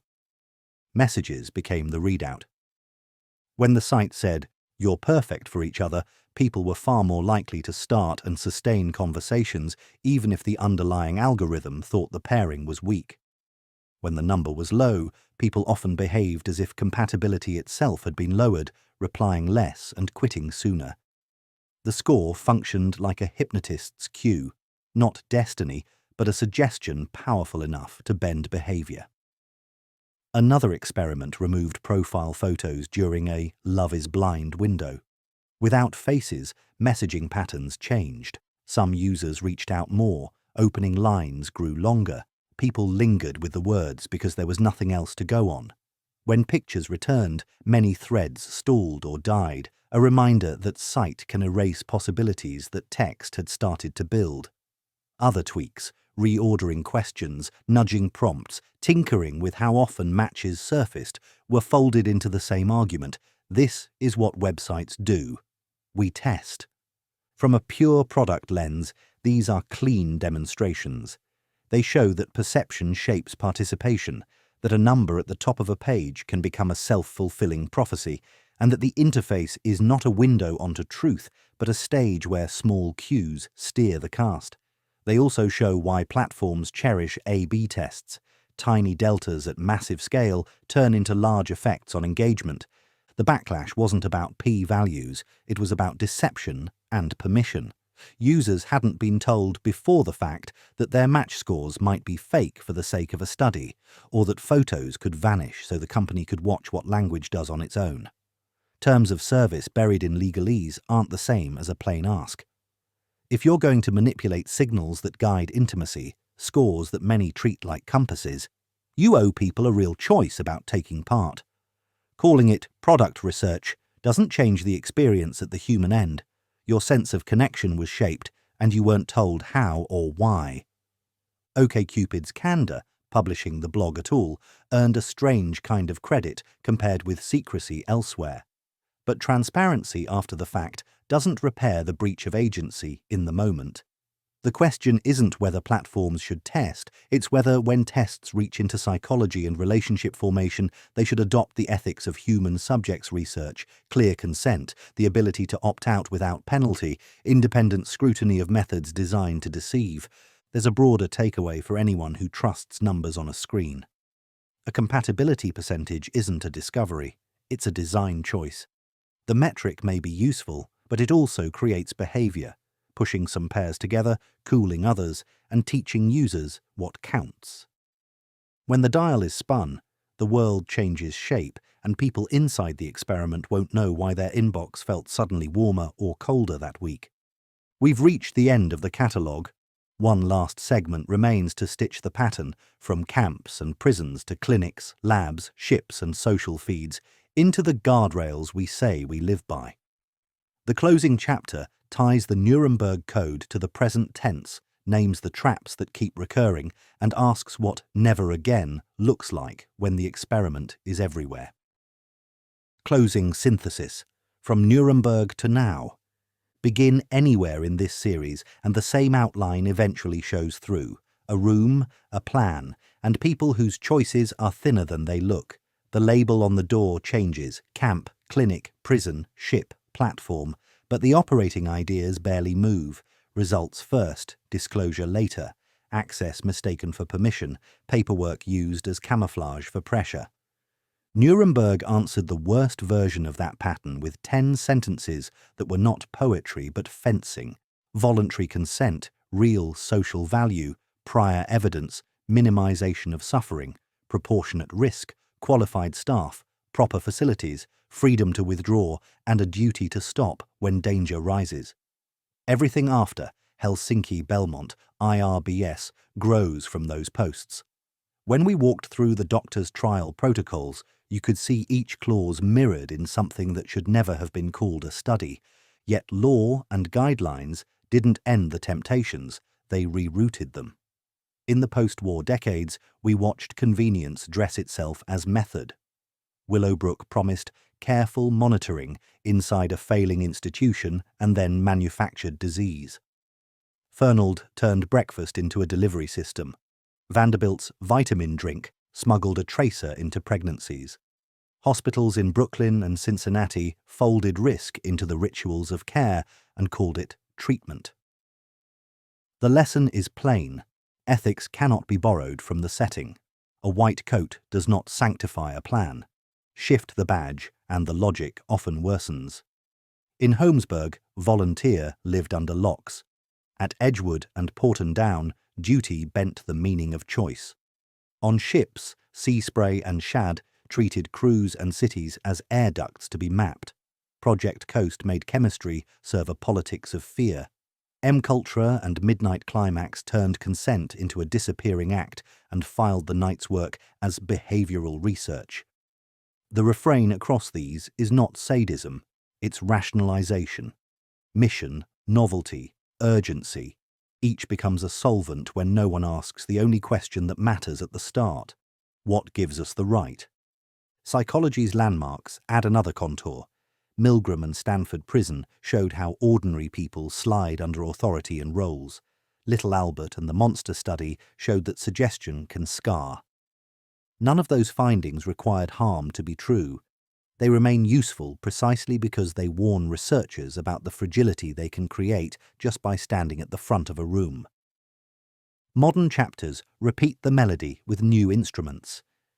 Healer raised a world and a wound, life-saving work built on tissue, taken without asking, then commercialized while a family learned from a reporter what had happened. Moore versus Regents said, "You don't own what leaves your body, but you do own the truth about how it will be used." The Havasupai case drew a brighter box around purpose. Yes to one question is not a passport to others. In Kano, urgency did not excuse opacity. In London, TGN 1412 wrote new first-in-human rules in the language of fever. Online, Facebook and OkCupid showed that an interface can be a lab and that terms of service is not consent for psychological experiments. So what keeps the floor from giving way? A short list that sounds simple until you try to live by it. Consent as a conversation, not a signature. Plain language, real alternatives, the option to walk away without penalty. Voluntariness that survives context, extra protections whenever power imbalances exist. Children, patients, prisoners, soldiers, the poor, the desperate. Value that justifies risk, proved by prior evidence. Look for answers in models and simulations first. Independent eyes with authority to say no, and sunlight early enough to correct course, not just to apologize. Stopping rules that bite and sentinel steps that respect uncertainty. Data and tissue governance that honors both individuals and communities, purpose-bound use, revocation where possible, and respect for beliefs about what bodies mean. Accountability and repair when harm occurs. Care, compensation, and admission that the method was wrong, not just unfortunate. Under all of it sits one sentence this series kept circling back to: methods are part of the result. Knowledge extracted through coercion or deceit is not neutral. It reshapes the field that accepts it. If never again is to live outside a courtroom motto, it has to be practiced in rooms that look unremarkable. Offices where a consent form is written, basements where a device is calibrated, code reviews where a tweak to a feed is proposed. The rooms don't announce themselves, that's the point. The guardrail is the habit of mind you bring through the door.